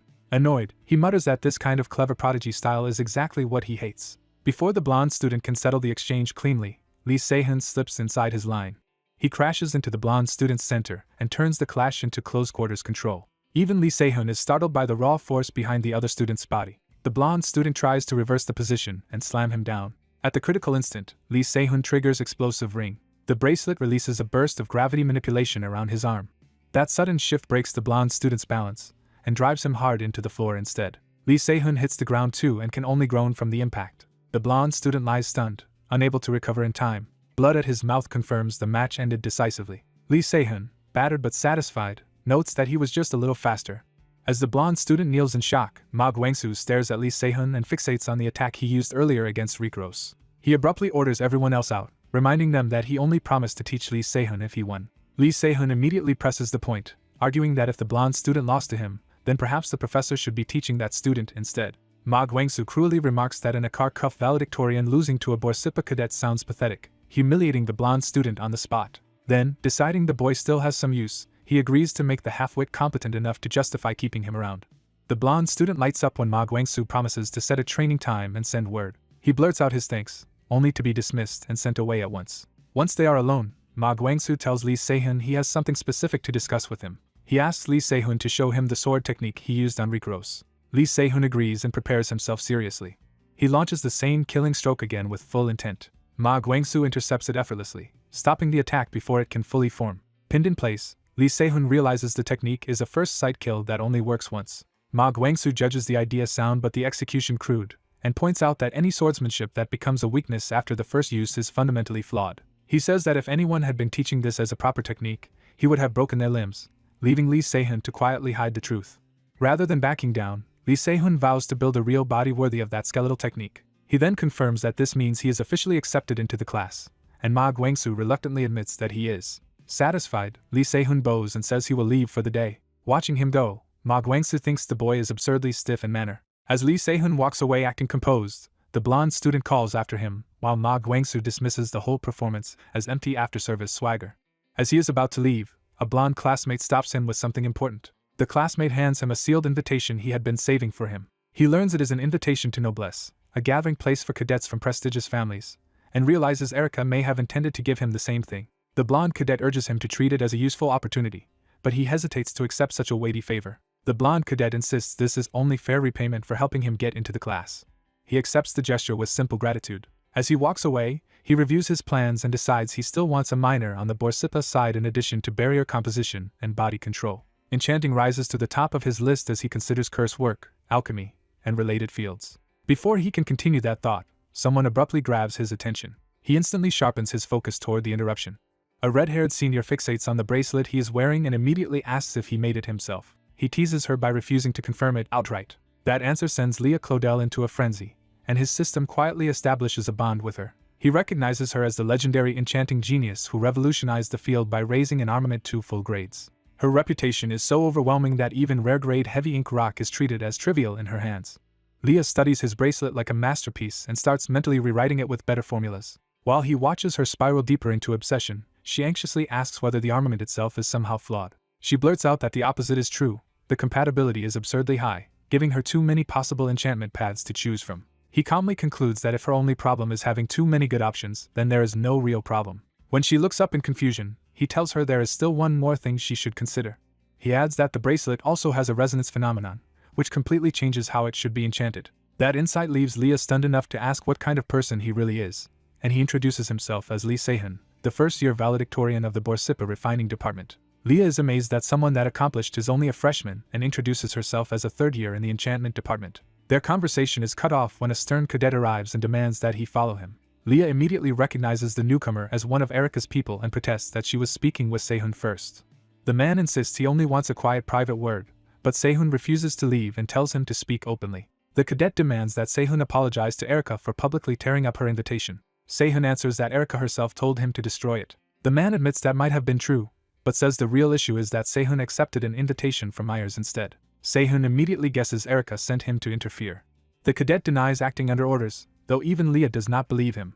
Leah openly mocks the lie. She reminds him that everyone knows he serves Erika's young master, exposing his supposed independence as nonsense. Humiliated, the cadet lashes out and tries to crush Sehun with force while belittling him as a washed-up nobody. Sehun remains unmoved as the man warns that Babel is full of people far above him. He lets the threat hang for a moment. Then he cuts back with a cold question about whether the man is really describing himself. The insult enrages the cadet enough to unleash a full attack. Sehun reacts instantly and prepares a counter instead of retreating. Illusory beasts descend on them, but he raises his hand without panic. By reading the attack correctly, he realizes the illusion is being carried through real daggers used as mediums. The cadet is shaken that Sehun saw through the trick so quickly. Sehun catches one of the daggers and refuses to explain how he figured it out. Instead, he activates Gluttony Iron, joking that the weapon looked too tasty to ignore and that it will cover the $1,000,000 he lost. He identifies the bond's nature at once, a supreme iron that devours other iron, corrodes it, and turns it into mineral blood. Using that advantage, he launches an explosive ring straight at his attacker. The cadet tries to answer with brute force. The clash ends with the cadet dropped to his knees while Sehun stands over him, having protected Leah as well. Leah, still rattled, suddenly remembers she is supposed to be the senior here. Sehun ignores the awkwardness and asks her to recommend an enchantment department lecture. The question catches her completely off guard. She recommends ancient enchanting and cannot resist advertising herself as one of the department's best seniors. Elsewhere, the beaten cadet retreats in frustration, furious that a freshman outreacted him. Before he can dwell on it, a woman steps in and asks to inspect the dagger Sehun used against him. He is shocked to discover the person questioning him is Erika herself. Under pressure, he hands over the dagger. Erika tells him not to report this incident to her brother because she will speak directly to the family head instead. He awkwardly agrees, and she notes that the dagger's anti-theft enchantment confirms it was meant to be used as a catalyst. As she studies it, Erika realizes Sehun may have created a countermeasure specifically against the magic she and Professor Robert use. Back in class, Sehun reflects that his aptitude for smithing may deserve a much higher evaluation than he was given. His system then establishes a new bond with Erika, making him suspect she witnessed the fight after all. He decides that if she saw enough to form a bond, then at least he was compensated for the trouble. He counts the captured daggers and decides they are crude but still useful material when combined with his black spirit thread. In a later lecture, he finds himself bored because the professor is covering theories he already knows. The professor moves from explanation to practical instruction. He explains that even the same metal can take completely different forms depending on how its mana arrangement is altered. He demonstrates that metal deformation is the foundation of a weapon's versatility. The lesson emphasizes that a blacksmith must fully understand the potential hidden inside the metal being handled. As the professor lays out iron ingots, Sehun quietly pays close attention. The class is told they will practice metal deformation using those ingots. The assignment is to carve a precise scratch at the center by manipulating mana, and the cadets are warned that the specially adjusted ingots react very sensitively. Sehun notes that the professor has not abandoned magical smithing after all, and the exercise begins under a 10-minute limit. Most of the class immediately fails, warping their ingots beyond recovery while the professor watches in grim silence. Only 2 cadets keep pace with the task from the start. Sehun and a blonde rival finish the first stage at nearly the same moment. The professor advances only those 2 to the next phase. He projects a more complex arrangement for them to copy as the next test. The blonde cadet becomes convinced he can finally beat Sehun because their speed and completeness look similar. The professor reveals an even more complicated arrangement. The blonde cadet rushes to perfect it before Sehun can respond. He imagines this will be the moment everyone recognizes him. Instead, the professor abruptly singles him out by name. He is ordered to restore the ingot to its original form, which immediately unsettles him. He realizes too late that the mana arrangement inside his ingot has been ruined beyond repair. The professor explains that the ingot did not fail because of the final deformation but because the processing method was wrong from the beginning. He reminds the cadet that understanding the metal's true potential matters more than blindly following instructions. The lesson becomes harsher. If a manipulated arrangement cannot be restored, the material has not been properly deformed but damaged. The blonde cadet accepts the criticism, while Sehun quietly notes that the professor may have noticed something unusual. He wonders whether the professor caught the same hidden detail he did. To test that suspicion, Sehun casually restores his own ingot while pretending it is nothing special. The restoration succeeds perfectly. The class is stunned because the professor had just implied that such a recovery should not be possible. Now openly interested, the professor asks Sehun to demonstrate the deformation again. Sehun quickly downplays the feat, claiming it only worked because the ingot was a cadet training piece rather than standard iron. The professor accepts the explanation on the surface, though it is clear he is still thinking about what he missed. Privately, he is shaken that even he failed to notice the trick at first. He recalls the legendary blacksmith Lee Kent's, and the foundational formula that all blacksmiths still rely on. That formula, the truth of iron, has remained unquestioned for decades as the core of metal deformation. The professor starts to wonder whether Sehun may have found a path outside that accepted truth. Time passes, and the class reaches its end. After dismissal, the professor stops Sehun and asks for a private word. As thanks for helping him enter Babel, the professor presents him with a rare crimson fire jade. He explains that absorbing its essence can permanently strengthen Sehun's crimson flame, which he prepared because he heard Sehun can wield that attribute. Sehun sincerely accepts, recognizing how valuable the gift is. The professor then asks whether Sehun intends to take the minor course he teaches. Sehun realizes he means armament fundamental studies. He confirms that he knows the course and remembers it is one of Babel's best-funded classes. Thinking back to his previous life, he concludes that a professor he never even heard of back then likely met a bad end despite his current prominence. Even so, Sehun decides the course is worth taking and agrees. When the professor worries that Sehun has already overloaded himself with minors, Sehun jokes that this would only make it his fourth. The professor accepts that answer and seals their new working relationship with a handshake. The moment they shake hands, Sehun's system extracts a bond from Kim In-cheol and identifies it as flame-bearing iron, a metal that can store fire like wood stores heat. Later, alone in his room, Sehun reflects that if metal can be extracted from a person, then a person's body can also be forged like material. He reviews the danger of mixing multiple mana attributes in one body, a conflict that normally ruins a blacksmith's precision and forces them to rely on only one. He decides that rule does not apply to him, and begins using the Crimson Fire Jade to strengthen his own Crimson Flame. By draining his mana first, he lets his body naturally draw in the Jade's essence. His goal is not merely to absorb the flame but to build a dedicated internal mana circuit for it inside his body. The process pushes him to his limit, but he endures it. He visualizes his body as a forge and his mana as the machinery needed to shape it. Then he turns that forge inward and begins smithing himself. The result is immediate. His Crimson Flame attribute rises from F2+. He also gains the S-grade skill Spirit Body Smithing Magic, which boosts all his physical stats by forging his internal mana circuits.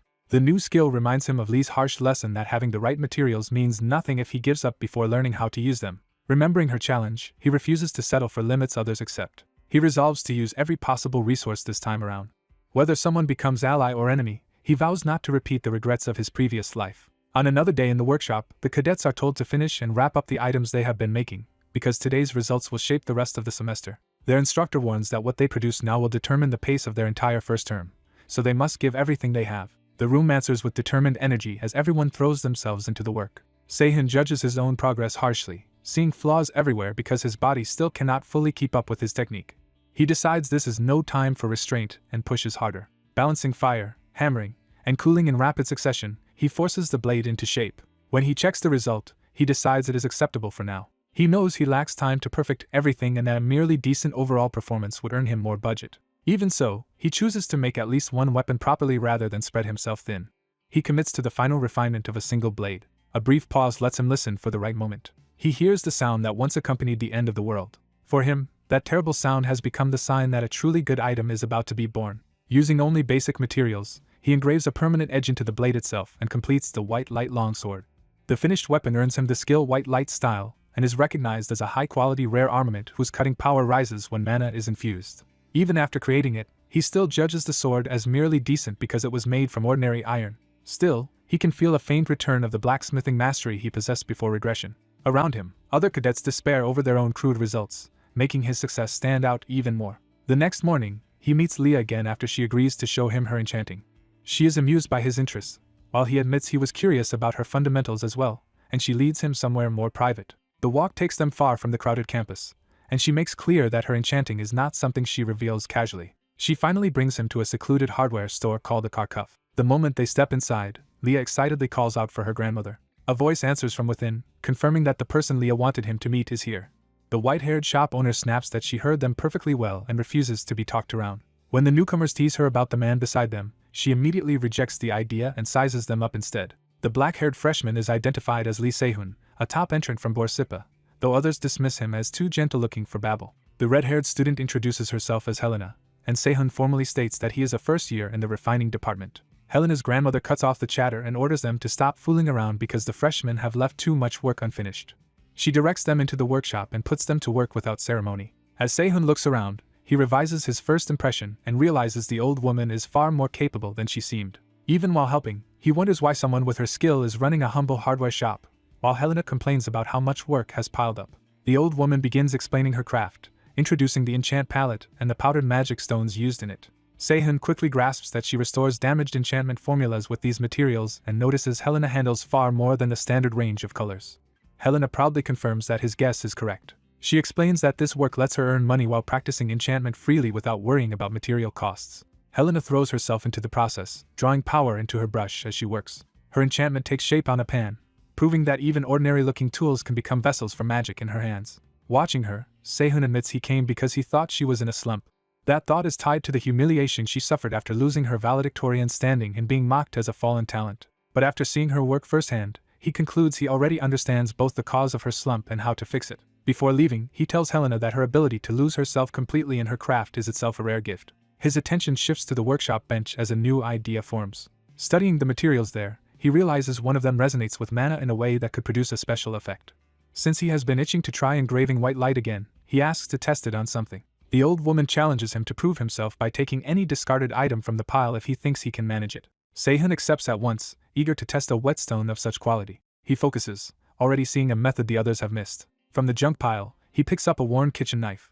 The old woman is openly doubtful that he intends to work with something so ordinary. Sehun explains that the knife's even wear and straight axes show it belonged to someone trained in weapon handling, not just cooking. He also identifies the best whetstone by sensing that its mana particles are compressed more evenly than the others, making it suitable for sharpening to the limit. He begins sharpening with calm confidence. Watching him, the old woman is startled that a first-year freshman can judge tools and materials so precisely. Helena suddenly announces that she has finished her own task. Only then does she notice her grandmother has been standing nearby the whole time and gets caught acting too casually. She gleefully points out that her grandmother tried to find fault with her junior and ended up being the one corrected. Her grandmother shuts her up with a painful flick before the teasing can continue. The old woman turns back to Sehun and asks whether he is done. He modestly says this is only the best he can do for now and promises he will do better next time. The old woman ends the exchange and sends both students back to their own business. Helena drags Sehun out, laughing that her grandmother is just being cranky again. Left alone, the old woman stares at the sharpened knife in silence. Her brother bursts in from the restaurant next door, asking whether she has finished the kitchen knife because orders are backing up. She tells him to stop shouting and answer the real question instead. Their usual argument resurfaces as he complains that a combat professor should quit wasting time on restaurant work, while she dismisses his nagging as meddling with her hobby. He grabs the knife, expecting the same rough work as always. The moment he tests it, he realizes something is different. He assumes his sister must have sharpened it while drunk again, but she denies it and lets him know someone else did the job. When he asks who could have done it, she answers that it was a freshman. She makes it clear that a student who only entered this year produced this result. Outside, Sehun becomes the subject of sudden curiosity as word spreads about the unknown freshman. Helena explains that her grandmother was once a metallurgy professor before retiring and opening the hardware shop. Sehun asks whether there was some deeper reason behind that decision, but Helena knows nothing specific. Still, he notes that many professors have left metallurgy over the last decade, and with the department destined to become Babel's weakest, he decides this is not a coincidence to ignore. Helena eagerly asks what he thought of her enchantment, wanting praise more than any larger mystery. Sehun tells her fundamentals are strong, but also points out that her thinking is too narrow. He presses her on why she ignored a better method she had already imagined. Then he bluntly teaches her that ignorance can be fixed by learning, but knowing better and still refusing to act is a deeper flaw because a creator's imagination is itself a weapon. Helena is shaken because he has named a truth she had never been able to articulate. Seeing she is finally listening, Sehun decides to demonstrate rather than lecture further. He warns her that he has little time and tells her to pay close attention. He explains forging as placing the real stone beneath the water's surface, and he defines enchantment as shaping the image of that hidden stone above the water, making it something dreamlike by nature. Using the knife, he demonstrates a layered enchantment he calls Crimson Lotus. He follows it with white radiance flow, showing how a second current can be laid over the first. He explains that true enhancement need not sit on the surface of a weapon but can be embedded deep within it. If one layer is not enough, he says, then the answer is to divide the effect into multiple layers. He swings the knife to show how those hidden layers can be released in motion. The blade's force erupts outward, proving the concept in a single clean strike. The cut lands with far more reach and precision than the knife should have possessed. He explains that by following Crimson Lotus, killing intent can be made to descend along the flow instead of exploding all at once. Even he admits it is not yet a complete enchantment, but it is enough to open a new path. Helena is left stunned, realizing that true geniuses keep advancing even while hesitating. Her shock turns to excitement, and she begs to borrow the knife so she can study and recreate what he just did. She clings to him and promises to remake it properly, and return it if he will only let her keep it for a while. Sehun agrees and even offers her the remaining materials he used. Overjoyed, Helena practically confesses her devotion and gratitude before running off with the knife and supplies. Left behind, Sehun can only watch her disappear in a burst of enthusiasm.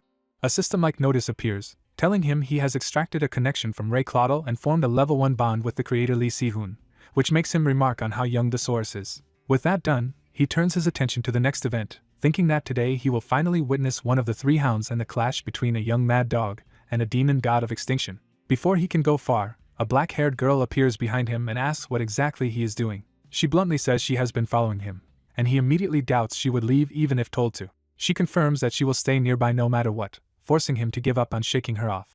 Resigned, he tells her to come along as a faint trace of white radiance still circles him. His ability then identifies 2 connected materials, including a high-grade catalyst tied to Ray Claudel and another contact stone tied to Inoue Erika. The scene shifts to the Marshall Hall, where the ranking match for Babel's new students is announced. A lively young professor named Lan Fong introduces herself as the host and hypes up the event. She calls for the competitors to be presented. The first spotlight falls on Arya Myers, the top senior of a Calcup's 4th year and heir to a family famous for producing S-rank heroes. Her reputation is piled even higher as a 3-year rank 1 champion of the Marshall Hall and an active A-rank hero. She is finally named outright as Arya Myers, the Holy Sword Master who conquered the Hero's Tower. The crowd erupts for her, while the first challenger is introduced as the one daring enough to face the champion. That challenger is Yeom Seonga, a rising spear prodigy from Korea and the current rank 10 of the Marshall Hall. Watching from the stands, Se-hoon recognizes that he has finally met the young mad dog he came to see. Yeom Seonga enters with open hostility, already radiating the ferocity that earned his name. The match begins with a storm of flaming spear arcs crashing toward Arya. Yeom presses the attack relentlessly, trying to overwhelm her with speed and heat. Arya meets the assault with effortless composure, smiling as she reads him. He escalates again, driving forward with even greater force. But frustration leaks through when he realizes she is still in control. He channels more power into the spear, determined to break through by brute force. Arya's expression barely changes, which only makes his aggression look more reckless. With a single poised motion, she turns his flaming momentum into a ring around herself and neutralizes it. Yeom launches one last descending strike, betting everything on a direct finish. From the stands, Se-hoon judges that the attack is poor even for someone so young and suspects Yeom was never properly supported as the inheritor of his spear art. He concludes that the real problem is not Yeom himself but the weapon and method he was given. Yeom suddenly abandons the spear and lunges barehanded, trying to salvage the exchange with raw instinct. Arya's sword stops just short of his throat before he can land anything. Faced with the undeniable gap between them, Yeom freezes. He lowers his head and admits defeat. Arya praises his effort with easy confidence as the sparring match is declared over. The arena announces Arya Myers as the winner. Lan Fong tries to move into post-match interviews, but Yeom has already left the arena before anyone can stop him. Arya laughs that facing rank 9 next would be tiring even for her, turning the interruption into a joke. The crowd eagerly accepts her offer to fill the time with a Q&A while Yeom walks off in a foul mood. Se-hoon notes with amusement that the brat is clearly furious. The black-haired girl asks whether he is really leaving without watching the rest, and he says yes because Arya does not interest him. As he goes, he dismisses her as irritating. Left behind, the girl wonders why he is so angry and reassures herself that at least he did not come to see her brother. Arya, however, notices the departing freshman and becomes intrigued by him. She turns away from the crowd with a private thought, clearly deciding he may matter after all. In her eye, Se-hoon's reflection lingers, and she begins to suspect there may indeed be someone worth watching. Outside near the martial arts hall, Yeom sits alone in the park, trying to cool his rage after the loss. Se-hoon approaches him directly and opens by stating that Yeom Seonga is still alive and well. He reflects that this man once died defeating the demon god of the Sea of Extinction and that, despite his rough nature, he had been one of the pillars of the Death Squad. Because Yeom has not yet become the broken figure Se-hoon remembers, Se-hoon hopes he can obtain the bond stone more smoothly this time. Yeom senses him and remarks that anyone who found him here must be skilled. The moment he recognizes Se-hoon as Borsippa's valedictorian, his tone turns openly hostile. Se-hoon is puzzled by the intensity of the reaction and says he only wanted to talk. Yeom cuts him off and tells him to leave. When Se-hoon insists the conversation could help him, Yeom interrupts with a blunt warning that he will say this only once. He hates weaklings. He adds that he despises people who cannot stand on their own and especially those who mistake petty tricks for equality with him, so Se-hoon should go back. Se-hoon answers with a single word that strikes home: blacksmith. He realizes that compared to the violent Yeom he once knew, this version is actually holding back, but also that words alone will not reach him. So Se-hoon quietly prepares mana in his hand, deciding to force the issue. Yeom turns back, sensing that the freshman has no intention of retreating. Se-hoon tells him he only needs to hear one thing. Then he declares that the history of the Flame Wheel Ember Spear will end because of Yeom.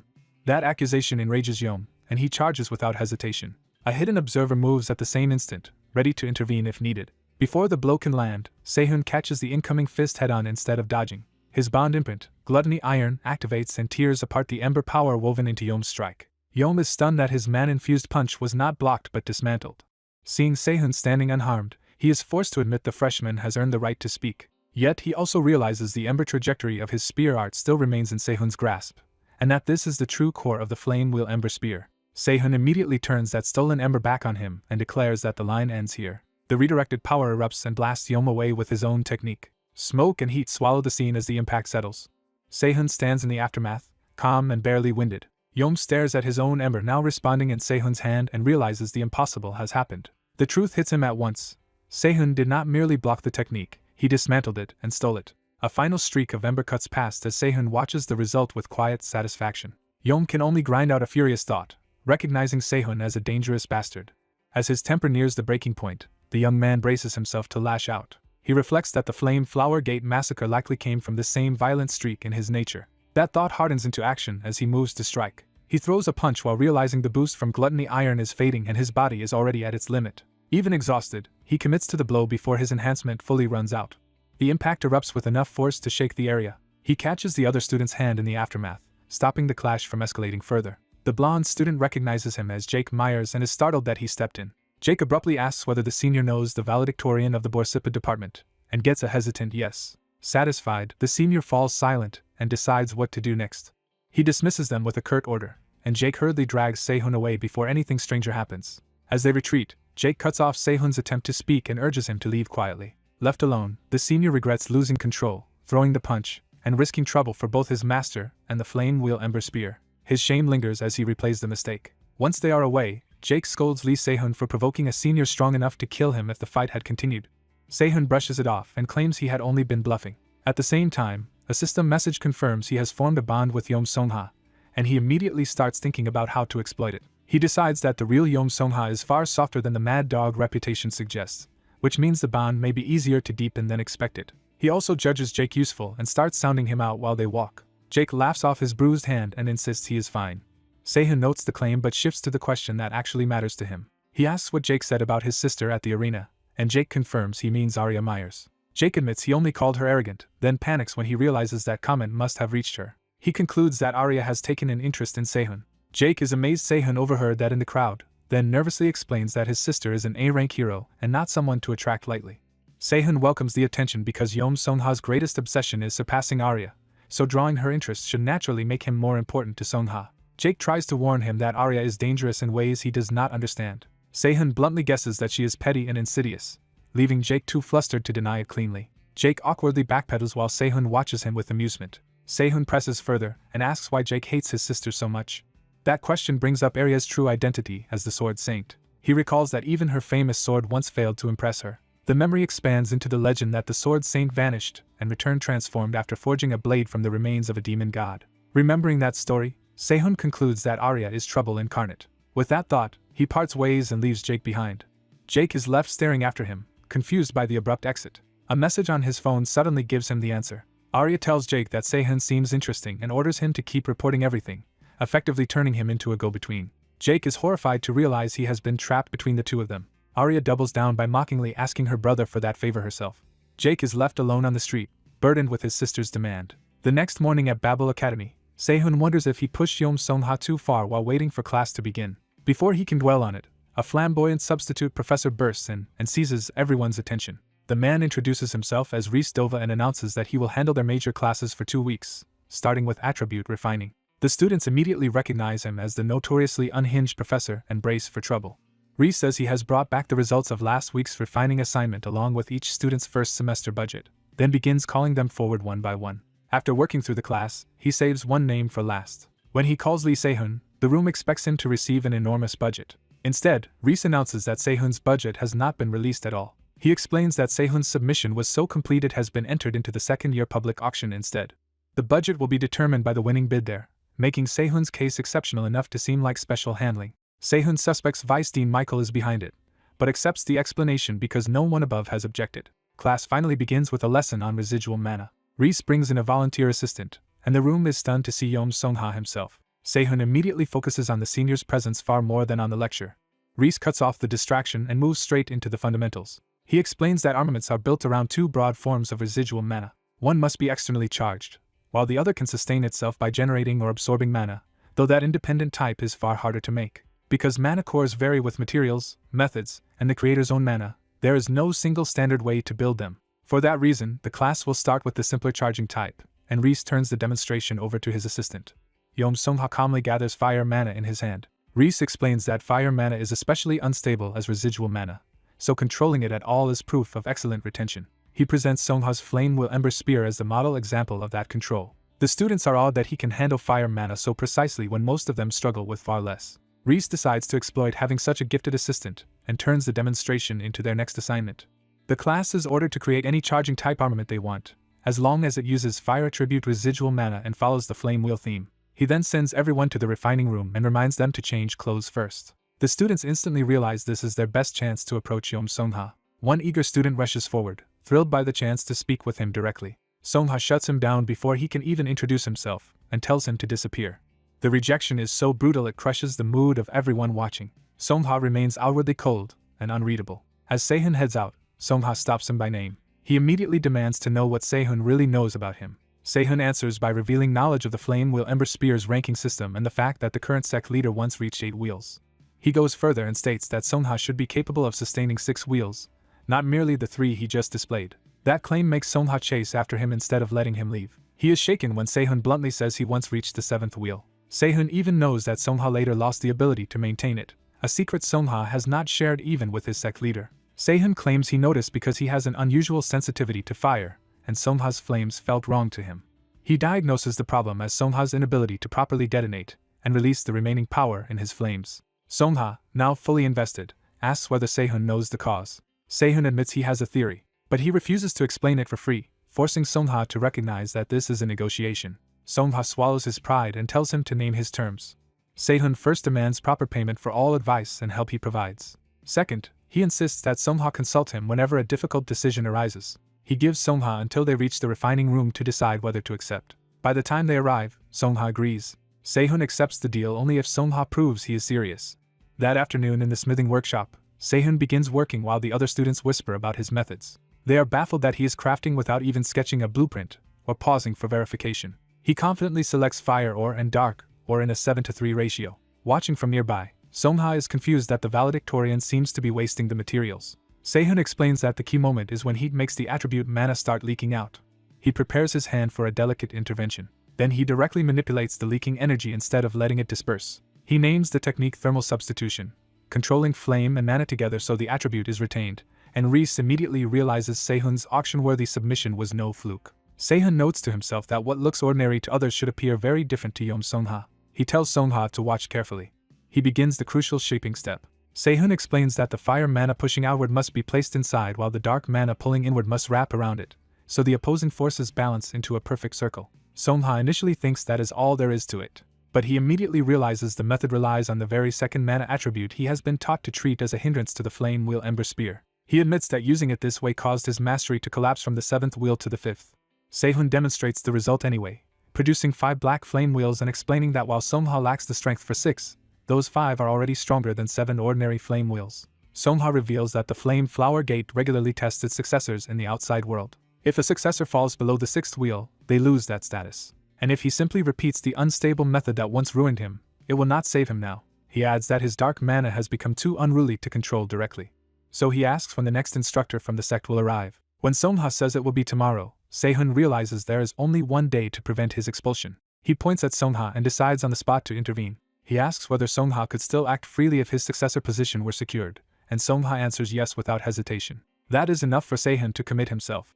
Using a bonded material that resonates with both fire and dark mana, he declares that the first step is to change Songha's weapon itself. He brings Songha into a Karkuff's private training room, a place reserved for the academy's elite, and Songha can only mutter at the display of status. Sehun accesses the room system and starts modifying the weapon settings. The weapon skin shifts to the style of the Flame Flower Gate, making Songha stare at the emblem of home. Sehun casually says his master sent him that design, pretending it means little while gauging Songha's reaction.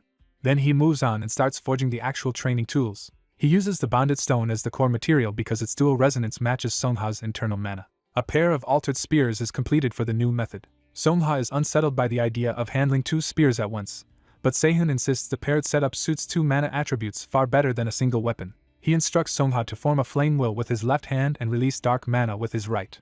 Songha accepts the instruction and focuses. He begins moving with the twin spears, trying to split his control between the two forces. A sudden interference in the flow makes him falter. Sehun explains that Songha unconsciously let dark mana leak into the hand meant only for the flame wheel. He clarifies that mixed attributes naturally interfere with each other, and Songha's problem is worse because he has spent years suppressing his dark mana instead of learning to wield it. If he can grow used to handling both at once, Sehun says, reaching the sixth wheel should come quickly, and he fastens a training bracelet onto Songha as part of the regimen. Songha recognizes that Sehun has given him something genuinely valuable. After 3 hours of relentless practice, Songha is still drilling the new method. He starts adapting his movements to the dual attribute style. Watching him improve, Sehun wonders whether this rapid progress comes from training methods inherited from his own future self, and decides to test just how capable that past self really was. He studies Songha's breathing, muscle movement, and shifting balance in minute detail. He also tracks the exact wavelength of mana circulating through Songha's body and leaving through the spear tip. When Songha catches him staring, Sehun brushes it off as data collection. He says he needs that data to forge the weapon Songha will eventually use. Then he downplays it as nothing more than a class assignment, and Songha scoffs at the idea that a first year could make anything worth expecting. Sehun lets the insult pass and asks a more personal question instead. He wants to know why Songha is so determined to cling to his successor position. After a long silence, Songha admits that his master wants him to become the sect leader. He explains that he simply follows that wish, and Sehun recalls that the man who raised him was not only his adoptive father but also the first sect leader and an S-class hero. That memory fixes the face of the man whose approval still rules Songha's life. Sehun realizes that even after losing his former power to injury, that master still holds absolute authority over Songha as both father and teacher. The insight deepens their connection, and Sehun notes the bond rising as he imagines the simple future Songha once wanted with his family. Songha, now openly suspicious, asks why Sehun is helping him at all. Sehun only answers with a knowing smile, keeping his real motive hidden. Beyond their immediate struggle, the story points toward the 6 great demon realms, lands swallowed by the swamp of pandemonium and overrun with demonic beasts. The protagonist declares that he intends to enter every demon realm, and to do that he needs protectors and the materials to arm them. He bluntly sizes up Yom Songha as a likely future leader of the Flame Flower Gate with enough skill and money to be useful. When Songha calls him shamelessly transactional, the protagonist makes clear he has no reason to offer help for free. Songha realizes the offer is being framed as a deal in which any aid must be paid back. The protagonist names his price. Songha must become sect leader of the Flame Flower Gate. In return, Songha promises that if he gains that position, he will follow the protagonist into the 6 great demon realms. The protagonist raises the stakes further by demanding to be forged into a weapon, promising he will personally kill demon gods for Songha. Rather than recoil, the protagonist is pleased that the negotiation has landed. Songha produces a red resonant blackstone and asks one last time whether the protagonist will regret this bargain. The protagonist accepts without hesitation, forcing the bond to activate and tying Songha to his rise whether he likes it or not. Later, the scene shifts to the public training hall on Flavium's first floor. There, Flame Flower Gate instructor Gang Hyanon arrives with disciples and greets Songha as the young master. Gang explains that the accompanying disciples were chosen by the sect leader to watch a spar between him and Songha and broaden their horizons. He deliberately flatters Songha as the obvious standout beneath the next sect leader, baiting him in front of witnesses. Songha immediately shuts that down, warning him not to speak as if the succession has already been decided, and Gang retreats behind a fake apology. When Gang suggests proceeding with a routine skill assessment, Songha refuses. Instead, he shocks everyone by formally requesting promotion to the 7th wheel, provoking contempt from those who see him as a training fool reaching above his station. Behind the scenes, Gang is backed by orders to crush Songha decisively if he makes this challenge, with promises that any fallout will be covered. Gang tries to dissuade him by reminding him that 7th wheel promotion includes sparring an instructor and invoking the elder at the main gate. Songha cuts through the stalling and accuses Gang of fearing he might lose his instructor post, forcing the match to happen. Gang lays out the rules of a domain sparring match. The stronger flame will wins, and Songha only needs a victory or draw to be promoted. With the terms settled, the duel begins immediately. Gang mocks Songha's choice of dual short spears as crude and beneath him. Songha answers by unleashing his flames at once, catching Gang off guard with the speed and force of his opening. Gang scolds him for letting dark attribute mana mix into his flames, claiming such disorder cannot count as a proper flame will. Songha ignores the lecture and calmly insists the real answer will come when their powers collide. Gang retaliates with a sweeping spear technique, convinced Songha will regret provoking him. His flaming assault crashes down with enough force to shake the arena. Songha stands his ground inside the blaze instead of being overwhelmed. The clash erupts into a violent burst of fire and pressure. Gang suddenly senses something is wrong as the exchange stops behaving like an ordinary contest of flame wheels. To his horror, Songha's power does not merely resist his flame wheel but tears into it and devours it from within. Before Gang can recover, cracks race through his spear. The weapon shatters under the strain of the collision. Gang drops to his knees in the center of the arena, defeated and disarmed in front of his own disciples. Songhwa stands over him with both spears intact, throwing Gang's earlier insult back at him. With the promotion effectively won, the protagonist asks what this result means for Songhwa's future. Songhwa explains that becoming sect leader requires two things, and promotion alone is only the first step. First, one must reach the 8th wheel, and second, one must secure the consent of most of the instructors. He is confident he can win that consent through further sparring, though later matches will not be as easy as today's domain duel. When the protagonist notes how casually he says that, Songhwa points to today's result as proof that the path is already opening. The protagonist reminds him that every favor has a price and that Songhwa should start thinking about repayment now. Songhwa accepts the debt and asks what kind of payment the protagonist wants, offering money or materials within his means. The protagonist immediately adds that he already has another commission in mind. Songhwa studies the newly made spears and judges them impressive, especially considering they were produced in only a few hours from a borrowed class assignment. That performance makes him curious about what the protagonist could create with proper time and purpose. The protagonist asks for a more practical weapon, while Songhwa nearly pokes him with a spear in his eagerness. Their transaction deepens the system bond, raising Songhwa's bond level and confirming that completed deals strengthen their relationship. The story then moves to the Academy auction house, where a large crowd has gathered. An announcer opens the refining department's second-year regular auction. The protagonist notices the turnout is unusually large and realizes his status as department valedictorian has drawn attention. He also recognizes that being watched so publicly makes it harder for his enemies to target him openly. As he watches, he wonders what scheme Michael has prepared to seize control of the refining department, while the auction introduces a special quality verification process for iron swords. The organizers reveal Seojumpo cloth, woven from the melted fur of an S-class white tiger, a material that is soft like fabric but resists slashing like metal. They explain that this cloth can expose blades that chase cutting power by sacrificing durability. A demonstration sword is struck against the cloth and breaks apart on contact. The announcer makes the point explicit. The cloth will be used to weed out defective swords during the auction. The first featured item is Joseph's blue-horned sword. The protagonist and Erica immediately recognize that the organizers came prepared for a trap and ask why this test matters so much. He explains that the white tiger's fur copies the sharpness of any metal weapon that touches it, so even a good blade loses durability against it. Erica realizes that this puts the white light longsword at a disadvantage, since blades optimized for cutting are usually fragile. The protagonist agrees and sees the setup for what it is, an attempt to embarrass both him and Professor Kim In-cheol by making his sword fail publicly. He remains calm, convinced that only a poorly made sword would be ruined by this test, while another item sells in the background. At last the auction reaches sword number 36, Lee Se-hun's white light longsword, and its quality verification begins. The sword flashes with white power as it meets the test. Instead of breaking, the blade begins to react in a way no one expected. The tester recoils as the sword remains whole and active after the strike. He realizes something extraordinary just happened but cannot yet understand it. The longsword hums with a strange white resonance that leaves the audience baffled. Seeing the confusion, the protagonist rises from his seat to intervene. He asks for a moment to explain, and the hall is stunned to see Lee Se-hun himself step onto the stage. He begins by saying that a blade relying only on a keen edge should indeed shatter against this kind of cloth under normal circumstances. Then he reveals the hidden principle of his weapon. The white radiance longsword draws mana from the air and condenses it into a razor-thin secondary edge. The crowd struggles to believe him because most of them cannot sense any mana at all from the blade. He tells them that is normal, because the effect is too subtle for most people to perceive directly. Though the mana density is too low to count as a true sword chi, he explains that it is still far sharper than ordinary light, which is why he calls it a keen edge. Erica connects the earlier resonance to this hidden edge and realizes that was the source of the strange reaction. The protagonist confirms it and explains that when two identical keen edges meet, they resonate instead of canceling out. Using that resonance, he performs a new trick and identifies Erica's social connection stone as the right material to tune chaotic mana arrays. He activates Erica's affinity inscription through the sword, using it as a tool to stabilize and reorganize the blade's internal mana.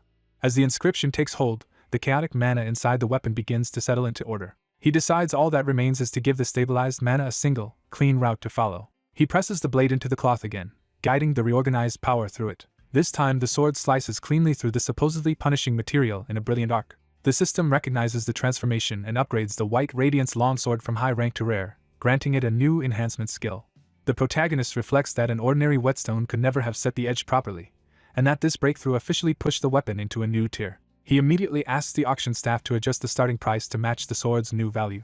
The bid is raised from 1 million to 5 million won, and the audience is reminded that this is now a rare rank weapon forged by the Academy's most talked about student. Its status as a rare masterpiece draws instant attention from serious buyers. Bidding explodes as collectors and researchers compete, driving the price from 10 million to 100 million in moments. Michael, desperate not to lose face, jumps in with a bid of 200 million won. Erica calmly answers with 210 million, forcing him to keep chasing her. The auctioneer fans the rivalry, urging the bidders not to leave empty-handed. The duel of wallets escalates again, and the protagonist is left staring at how casually the elite throw around sums beyond his imagination. Then a new bidder enters with an overwhelming offer of 600 million won. Even Michael is shaken by how absurdly high that number is, while a woman behind him makes clear he is expected to secure Lee Se-hoon's work at any cost. The true heavyweight reveals herself, and both Michael and Erica realize a far bigger player has entered the contest. Michael can only despair, knowing his sister will blame him for being outclassed so completely. The auction staff can barely process what is happening to the White Radiance longsword. With no higher bid, the sword is sold for 600 million won. Professor Kim In-cheol is left silently stunned by the scale of the result. The protagonist can only call the outcome unbelievable. When he checks his phone, the transfer confirms that the money has truly arrived. The buyer soon appears in person, and he confirms to the red-haired woman that the full payment was received. She asks how he plans to use the White Radiance longsword, and he says he intends to take it into a danger zone when he has time. She objects that such a valuable weapon should not be wasted on ordinary training. Instead, she proposes that he test it at Mount Yunwal, a candidate site for the first year's initial subjugation drill. He agrees that a scouting trip there would be useful, though she hesitates because her current position makes joining him difficult. She worries that openly accompanying him could be politically awkward. To solve that, he offers to craft any armament she wants in exchange, effectively buying her cooperation and time. He accepts the arrangement at once, though privately he treats the scouting trip as a convenient excuse for another goal. That hidden goal is tied to Jürgen Kruger, the world-dominating necromancer known as the Climber. The protagonist recalls that one of Kruger's lost artifacts vanished during the Pandemonium ambush. He knows that artifact is hidden deep within Mount Yunwal. Elsewhere, Michael reports this failure to a woman seated above him in authority. Arya coolly states the obvious. He failed to bring her the sword. Michael apologizes, but she dismisses regret and demands that he focus on the next move. She reminds him that he shares a class with Lee Se-hoon and orders him to exploit that opening. If he handles this properly, she may speak to their father again about the succession ceremony. She warns that if he does nothing, he will soon lose his top standing anyway. Michael realizes she has already seen through his precarious position. Though their father forbade certain actions until graduation, Arya makes clear she understands the pressure he is under. Michael vows that by any means necessary he will bring her Lee Se-hoon's sword. Arya mocks his lack of manners even while accepting his submission. She gives the order plainly, bring the sword to her. And she makes clear that she expects him to succeed no matter the cost. Afterward, the protagonist vents that Lee Se-hoon is a terrible person to deal with, while Arya watches him leave from a distance. Yet beneath her irritation, Arya admits to herself that there is something about him she finds strangely aggravating and compelling. Back in class, the protagonist presents the completed commission to Song-ha and his instructor. The finished pair consists of Crimson 1 Spear, which stores fire mana and boosts flame wheel efficiency, and Black 10 Spear, which stores dark mana and stabilizes the flame wheel. The instructor is impressed by the craftsmanship before even considering the function. What truly amazes him is the internal design. The flame wheel and auxiliary formulas are built to repel attribute mana when the user operates them incorrectly, effectively warning the wielder. He judges the pair so valuable that they can serve as both training tools and instructional texts. On that basis, he awards the protagonist a perfect score and exempts him from further attendance. Other students grumble that someone at his level might as well graduate immediately, and resent being stuck in the same class as him. As the protagonist prepares to leave, the instructor tells him to take the spears and sell them later if he wants. Walking away with the weapons, he remembers that today he still has Ma Guangsu's class. When he arrives, he finds Michael already there, practicing alone and clearly waiting for him. Michael awkwardly asks whether the protagonist also has class now, pretending he merely came early to train. The protagonist offers to leave the room to him, but Michael hurriedly stops him. Michael forces a smile and asks for a favor before the protagonist can walk away. The protagonist rejects the request immediately, refusing even to entertain it. He bluntly states that Michael was obviously sent by his sister to obtain a weapon, and that he has no intention of helping. Michael realizes he cannot let Arya lose interest in him the way another woman already has, because his current skills are too poor to impress her on their own. Desperate, he changes tactics and offers something else instead. He reveals a hero-grade weapon, the Hammer of Black Flames, a refining Dragonite hammer coated in both fire and dark mana and suited for attribute training. The protagonist admits it is a solid item with plenty of room to improve, which means it has real value to him. Michael immediately proposes a wager, one more spar, with the hammer as his stake, and if the protagonist loses he must forge a weapon for Arya. The protagonist pauses, clearly weighing the offer rather than dismissing it outright. Then he smiles and agrees to the gamble on one additional condition. Lee Se-hoon provokes Jake Myers into a duel by betting that if he wins, Jake has to stop bringing up his sister for a month and make sure she knows it. Jake reluctantly accepts, while Se-hoon reminds himself that he lost their last exchange by letting an unexpected counterattack slip through. Jake decides he will not hold back this time and plans to unleash his full power from the opening move. As Jake compresses a startling amount of mana with a clenched fist, Onlookers realize he had always been strong enough to interfere with top fighters before. Sehun calmly crushes a stone-like bond in his hand to switch preparations. He deactivates Erika's social link stone, activates Ryu Eunha's gluttony iron, and uses the former effect to tune his body's mana into its best state. With his grip set, Sehun readies both spears for a serious fight. Jake notices that Sehun handles a short spear naturally, suggesting real familiarity rather than improvisation. That makes Jake wonder whether Sehun's blacksmith background also means he can wield many kinds of weapons. Even so, Jake refuses to believe mere familiarity with a weapon will be enough to beat him. He launches in with overwhelming force to prove he is not someone Sehun can simply overpower. Sehun answers the charge by shaping his body and timing around Jake's movement instead of meeting it head-on. Jake becomes convinced the match is already his as he closes in with confidence. Sehun abruptly changes the rhythm by igniting a fire-based technique. His twin spears carve a flaming wheel that forces Jake onto the defensive and breaks the momentum of the assault. Jake is caught off guard when the exchange turns against him. Sehun reveals the technique as Flame Wheel Ember Spear, drawing on knowledge he learned before his regression. He recalls that Samjayan once told him many stories and initially shared techniques only to raise their bond level. Later, once Samjayan truly trusted him, they passed on secret methods they had never taught anyone else. Remembering how he was mocked as talentless back then, Sehun decides that even an imperfect imitation of those teachings will do for now. He channels fire through the spear in a rough but usable copy of the original art. The flaming arcs keep Jake pinned down and dragged along Sehun's pace. Jake realizes he has been controlled ever since he lost the flow of the fight. He also realizes Sehun's current physical edge is coming from a temporary skill rather than his natural body. Jake decides his best chance is to stall until that skill wears off and then reverse the match. He immediately starts retreating and buying time instead of forcing another clash. Sehun sees through the tactic at once and admits Jake's instincts are worthy of the Academy's top student. To stop the stalling, Sehun triggers Explosive Ring by using mana stored in Yom Songha's Ink Spider Bracelet. Jake is horrified because Sehun is mixing stored fire attribute mana into the fight in a way that looks dangerously reckless. With no choice, Jake hurriedly gathers mana between his palms to answer the threat. He compresses that mana into a blade-like form with his bare hands. Jake unveils Myers-style Formless Sword, a sword art executed without holding an actual weapon. He follows it with blue axis light thread, sending a cutting blue trajectory through the air. The strike tears upward and forces Sehun to evade rather than continue pressing. Sehun is impressed that Jake can use sword arts empty-handed and acknowledges the quality of the response. Jake decides admiration is over and escalates to a deadlier revision of Flame Wheel Ember Spear. He unleashes Eclipse Crescent because he cannot afford to lose, even if it means using a near-fatal move. The Red Crescent and Jake's blue sword art collide in a violent explosion of opposing mana. The impact floods the hall with blinding light and shockwaves. When the glare clears, Sehun is still composed, his fist raised amid blue mana. Jake braces for the outcome, unsure whether he has survived the exchange cleanly. Sehun's mana settles as the dust begins to clear around him. Sehun admits defeat at the same moment the system announces that he has established a bond with Jake Myers. He questions whether the result should really count as a loss rather than a draw. Jake concedes it could be called a tie, but since he had to use a near-fatal technique, he feels the exchange was effectively his own loss. That frustration makes Jake reveal his deeper problem.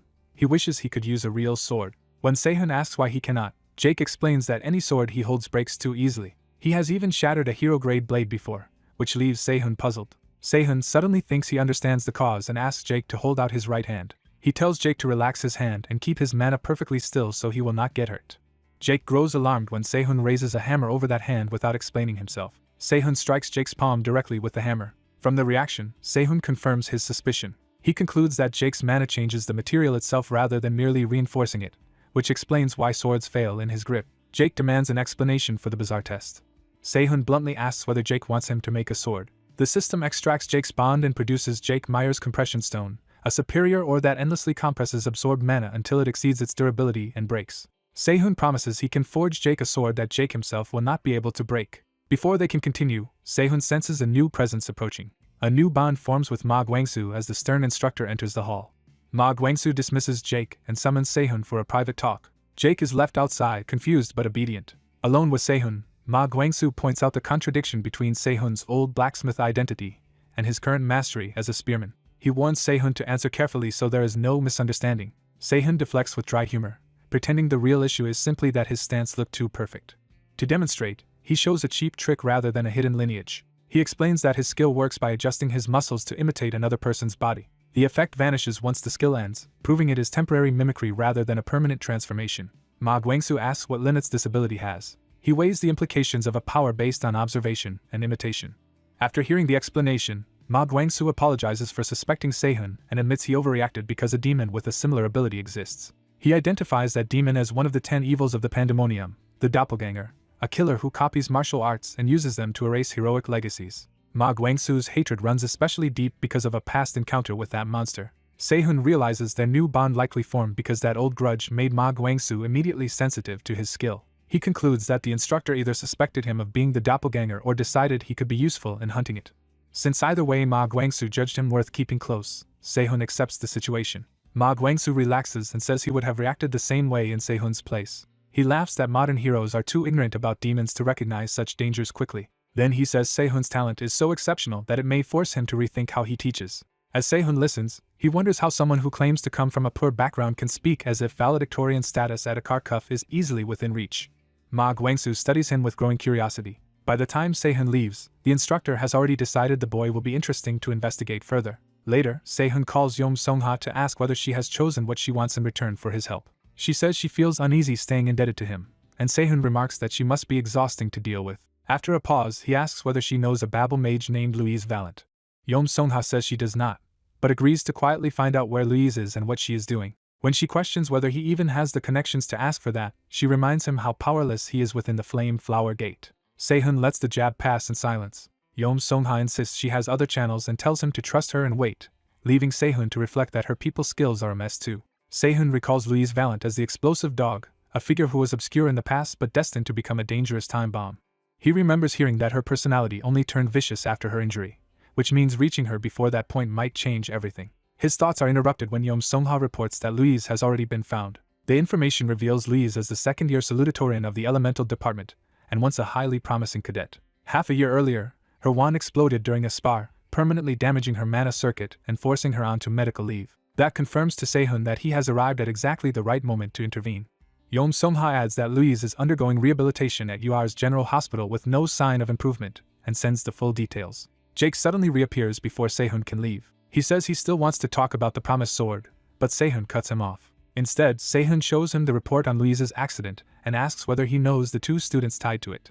Jake recognizes that Götz Kruger and Pierre Barmet are related by marriage and both belong to the Noblesse network. Sehun offers a deal.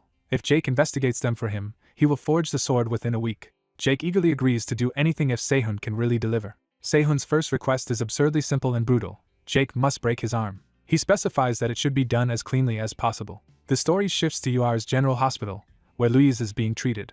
Doctors and staff watch tensely as another rehabilitation attempt begins. Louise steadies herself and tries to suppress her fear before starting. She forces herself into the exercise again, determined to prove she can still use magic. She casts Lava Bullet despite her damaged condition. The spell immediately backfires into her body instead of flowing outward. Louise collapses in pain as the attempt fails again. The staff confirm mana backflow and begin emergency mana freeze procedures.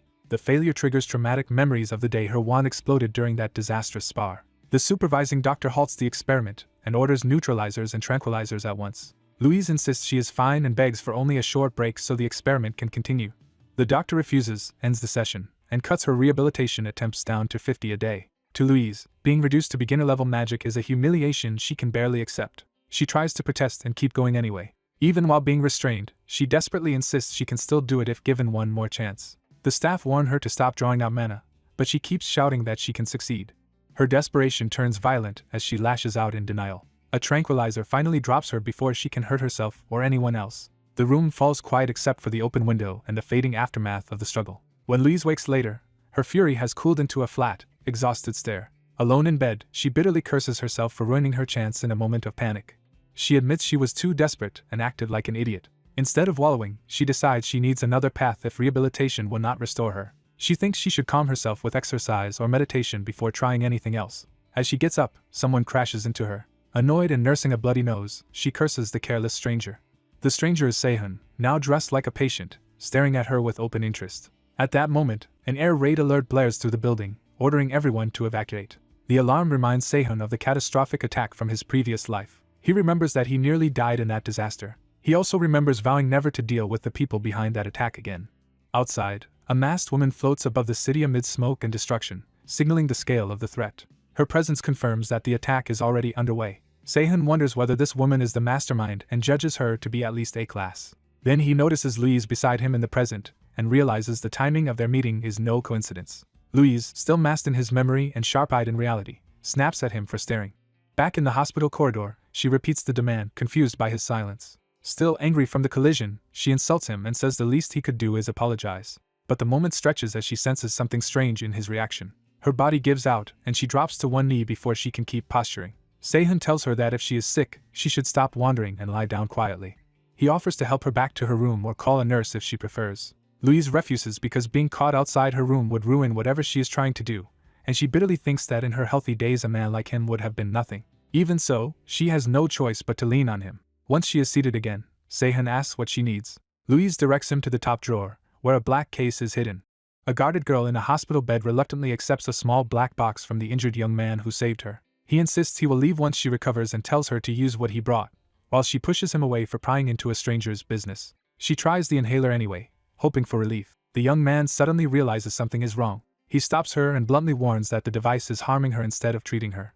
When she dismisses him, he presses the point and identifies the inhaler itself as the problem. He reveals that the inhaler is worsening the damage in her throat. That diagnosis shocks her badly enough to break through her hostility. She demands he repeat himself, no longer able to ignore what he claims to know. He calmly confirms that he meant exactly what he said. Before the confrontation can go further, a hospital announcement summons Cadet Lee Sehun to the nursing station. He prepares to leave, and she realizes the summoned cadet is him. After confirming his name, he warns her one last time that using the inhaler could leave her magically crippled. She rejects both his warning and his status, lashing out at him as a lowly blacksmith and ordering him out. He leaves without arguing further. Alone again, she curses the blacksmith she despises, but his words clearly linger. On his way out, Sehun receives a system notice that he has successfully formed a bond with Louise Valent. The unexpected bond startles him, but he keeps his composure in front of the doctor. The doctor assures him his broken arm will heal quickly and that his muscles and mana circuits were not damaged. Even so, the doctor orders him to remain in Ascus for another week, which Sehun accepts as useful time. He decides to use that week to get closer to Louise and reduce the damage to her mana circuits.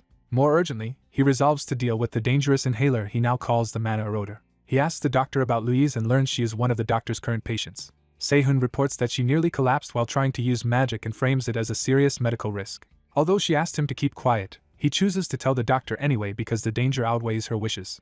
The doctor accepts the report and dismisses him, while Sehun privately notes that this is exactly what he wanted. The next morning, the hospital room is quiet again. Sehun places a call to Jake to investigate Louise's past. Once Jake answers, Sehun immediately asks for the information he requested. Jake says the old incident around Louise looks suspicious and begins by bringing up Babel's Ivory Tower. He explains that the Ivory Tower is UR's powerful scholarship foundation, independent from Babel but deeply influential over cadets. Jake adds that Gitz Kruger had been aiming for an Ivory Tower scholarship when the incident happened. Louise had been considered his strongest rival for that scholarship. Right before the deciding sparring match, the weapon supplied to Louise exploded, and Gitz ended up taking the scholarship, while his family and the Barmet family benefited from their ties. From the pattern, Sehun concludes that Gitz and Pierre Barmet likely worked together to target Louise, and he starts wondering how the inhaler fits into it. Jake asks whether anything else about Louise's situation seemed strange. He mentions that Professor Charles from the Elemental Department personally stepped in to help Louise after her severe injuries and has continued supporting her ever since. That sounds benevolent on the surface, but Sehun feels there is something off about it. As he tries to end the call, Jake hurriedly asks a favor on behalf of worried acquaintances. Jake begs him to reassure Yom Songha and Erica that he is fine, since they have been taking their worry out on him.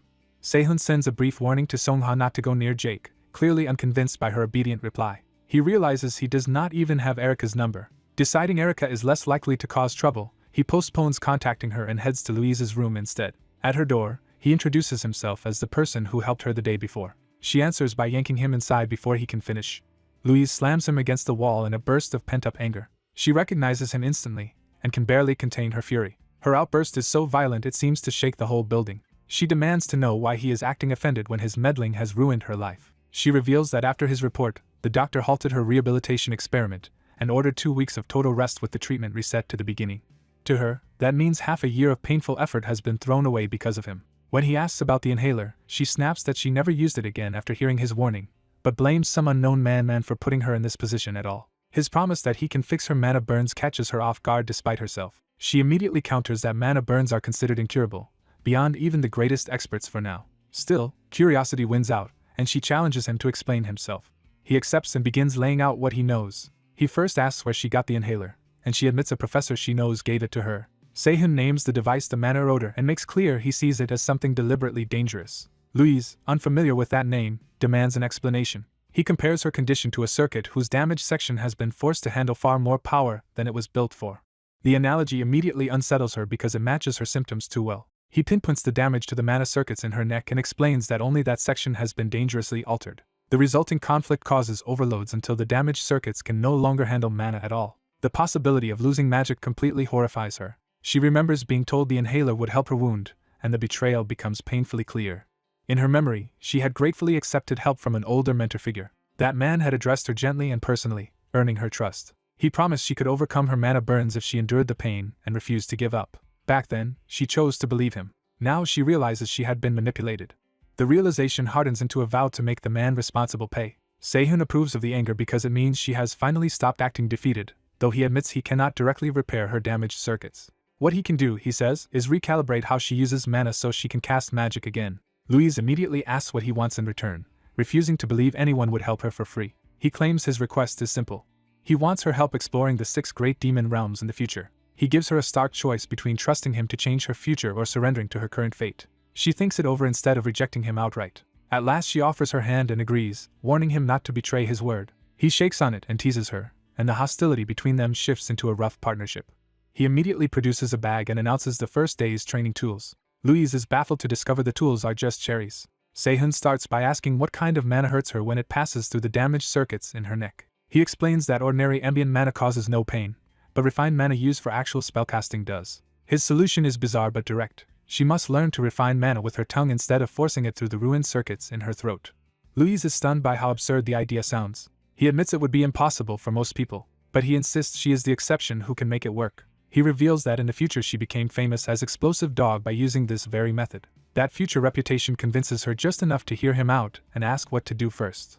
He begins by training the mana circuits inside her mouth. To demonstrate, he shows her the simplest basic form. He explains that she must delicately manipulate the circuits on her tongue and even use her teeth to assist at first, which makes her suspect he is a genius or a lunatic. As he keeps elaborating on strange mouth-based techniques, she leans harder toward lunatic. Her patience finally snaps and she screams at him for making her do insane things.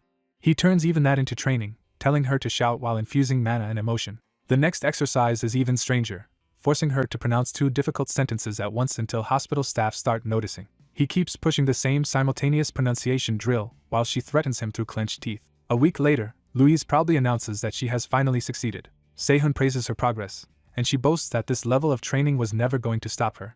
He privately notes how quickly she adapts, likely because the method was originally hers, just as she erupts in frustration that none of this seems connected to actual mana control. She complains that all she has improved is her voice and pronunciation.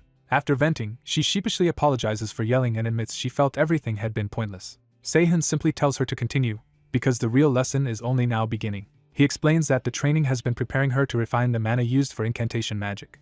When she reacts in surprise, he tells her to watch carefully and demonstrates. He teaches that incantation magic requires a minimum mana core and a strong will to manifest it. He calls that decisive inner picture the mental image. The clearer the image, the stronger the spell. Using only words and will, he forms a sphere of magic in the room. He then reshapes it into a form better suited for firing. The spell transforms and gains elemental infusion. He pushes it further by increasing its speed and penetrating power. With a final command, he accelerates the projectile. The blast tears through the room and out the window while Louise ducks in shock. Outside, the spell detonates in the sky. Only then does Sehun realize he got carried away and shattered the hospital window. He hurriedly apologizes and promises to pay for the damage. When Louise just stares, he awkwardly asks if she is angry. Instead of anger, she immediately recreates the sphere after seeing it only once. Sehun is genuinely impressed by how perfectly she copies the technique on her first try. Though her version is smaller, she instinctively uses it to rebuild the broken window, proving her control is already exceptional. Sehun reminds her that magic can ignore the ordinary laws of the world. He adds that a word backed by a strong mental image can even overturn the usual laws of magic itself. Overwhelmed by finally touching magic again, Louise refuses to cry yet because her revenge still matters more. She fixes her hatred on the 3 people she believes destroyed her life, and vows not to break until she tears out the throat of the one who ruined hers. Seeing that resolve, Sehun decides she is ready for the next stage of his plan. When she asks what that means, he shows her on his phone. He has already registered her for trauma recovery in the most direct way possible. That recovery begins at the Ivory Tower mock training ground. There, a skeleton he summoned is overwhelming several cadets, causing chaos and drawing attention. The cadets cannot believe a mere skeleton is beating them so badly. Watching from above, Getz Kruger is unimpressed and dismissive of the freshmen. He complains that none of the new students are worth anything. Then he notices his phone vibrating with a new message. He orders the battered cadets and even the skeleton to clear out so he can focus on it. Another student asks what is happening as the scene empties. Gets receives word that a challenge has been posted on the tower bulletin board. He opens the post and is told the situation has become troublesome. The moment he sees who posted it, his temper explodes. The challenge identifies Louise Valent and makes it unmistakably clear that she is addressing him personally and contemptuously. In the post, Louise declares that after long rehabilitation she can use magic again and now wants to settle the debt from 6 months ago by dueling Getz Kruger. She sets the duel for 1 week later at the martial arts hall and taunts him with false politeness about refusing if he is afraid. The insult lands exactly as intended, and Getz crushes his phone in rage. Humiliated, he swears that whatever her recovery, he will destroy her so thoroughly she will never stand again. Back at the hospital, Louise calls Sehun insane for provoking someone so dangerous. He shrugs it off, arguing that he did not send an outright death threat. She protests that challenging Getz to a duel makes no sense when her word magic is still only at a beginner level. Sehun tells her to stop panicking because he posted the challenge with a plan, not recklessness. He explains that word magic depends more on will and subconscious instinct than precise calculations, and that her real obstacle is the fear left by the incident that crippled her. So he tells Louise the duel is not just revenge but the trial she needs to overcome her trauma, and asks her to endure a little longer. While recovering, Louise worries that losing again will only deepen the trauma she already carries. Lee Se-hoon immediately rejects that fear and refuses to let her surrender to it. He reassures her that she will not lose to her rival, and as Louise accepts him, a bond forms between them. Louise reveals she has already prepared a supreme-grade waterstone that can greatly specialize mana in his equipment. The quality of the material leaves her briefly stunned. After steadying herself, she asks what kind of training comes next. Se-hoon answers that the next step is not practice, but a test. He makes the answer deliberately dramatic, heightening her confusion. Then he clarifies that the test will be an oral exam, which catches her completely off guard. As the absurdity sinks in, Se-hoon starts connecting Louise's accident to something much larger. He points out how suspicious it is that a sponsored weapon exploded right before the scholarship exam. He argues that the Barmits and their partners, the Krugers, likely conspired because Louise would have won the scholarship otherwise. From elsewhere, someone hearing this line of thought dismisses the culprits as pathetic. Pierre Barmit is harshly scolded by his older brother for failing to deal with Louise quietly and turning it into a scandal. Pierre can only apologize and admit he has caused trouble for the family. His brother orders him to clean up the mess himself and warns that involving the family further will only worsen their position. Left alone, Pierre bitterly realizes his brothers would gladly let him fall if it meant dividing the family empire without him. Furious and cornered, Pierre is interrupted by the arrival of Getz. Getz greets him with mocking familiarity, making it clear he has come to exploit Pierre's desperation. Pierre immediately suspects Getz might expose their role in the attempt to eliminate Louise months earlier. When Getz stays silent, Pierre lashes out and demands he stop toying with him. Getz reminds him that imprisoning and expelling Louise would have been enough, and that Pierre was the one who escalated the plan. Pierre accepts the blame, but Getz cuts off the apology and demands a real solution. He raises the stakes by warning Pierre that his own succession rights could disappear as well. Only after tightening that pressure does Getz reveal he already has a plan. His solution is not damage control, but a final move to erase the problem completely. Back in the hospital, Se-hoon studies Louise's bond stone and realizes it has changed from the form he remembers. As he channels mana through it, he concludes the material is finally adapting to him instead of resisting him. The stone even reshapes more naturally than expected, making him wonder if this was its true form all along. He becomes convinced he can forge a weapon for Louise that surpasses what he originally planned. When Louise approaches, he confirms this is the special material and tells her they can begin immediately. He instructs her to simply pour mana into the stone until its color stabilizes, with no refinement needed. Watching her handle it so easily, Se-hoon realizes the process is going even better than expected. He reflects that in his previous life he focused on fixing flaws, but now he can aim higher. With his body recovered and the materials ideal, he decides to design the weapon to draw out even more power. He begins by spreading mana through a projection alloy and shaping it into a thin, perfect square. At the same time, he flawlessly engraves a complex mana circuit, astonishing Louise with how naturally he handles it. Once the circuit is complete, he lifts his hand away without hesitation. Louise breaks his concentration by asking if he is finished, and he snaps back to the present. He tells her to carefully place the charged stone on top of the prepared plate. The moment she does, the stone resonates with the circuit and activates. A surge of blue mana erupts through the engraved pathways. Louise watches in awe as the process reveals a mana amplification effect. Se-hoon rapidly stacks multiple temporary properties into the weapon, taking advantage of a simpler method than full enchanting even though it normally fades quickly. He notes that a brine stone can preserve those imprinted properties and remove that weakness.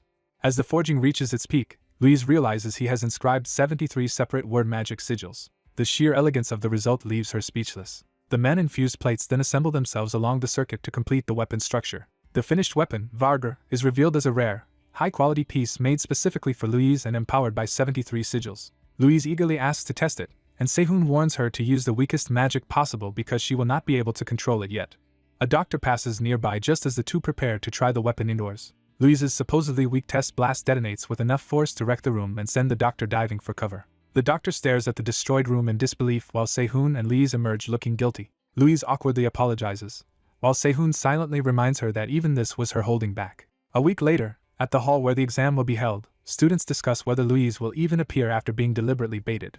They assume she is still too injured and weak to use magic, and start treating her absence as likely. Sehun remembers Louise telling him to stay away because his presence distracts her, but he still wants to encourage her before the exam. Before he can focus on that, he hears a strange sound that no one else seems to notice. As the sound grows louder, he realizes he may be the only one perceiving it. The resonance reminds him of the Mana Corruptor incident, and he immediately fears Louise is being targeted again. Following the sound, he traces it to a storage room near Louise's waiting area. He bursts the door open without hesitation. Inside, he spots the source and knows he has found what he was sensing. A mocking voice calls his obsession a pointless dream, pulling him into a familiar nightmare. Sehun recognizes the voice at once. The figure that appears is the red-haired woman he once called Master. She ridicules him for still clinging to the childish fantasy of turning back time with a worthless dagger. Even while mocking him, she admits she cannot completely prove such a reversal is impossible. She addresses him as her disciple and prepares to crush his resolve again. Her lesson is that dreams are a poisoned chalice, sweet while they last and empty once reality returns. She presses that cruelty further, insisting he has already failed and must face that truth. The illusion urges him to stop resisting and simply accept death. Sehun finally answers, saying there is one fatal flaw in the act. He declares that his real master would never waste so many words just to tell him to die. With that realization, he strikes the illusion head-on. The false master shatters like glass under the blow. Behind the broken illusion, the real target is exposed as a damaged device crackling with green energy. Sehun lifts the device with cold anger and condemns whoever dared imitate his master.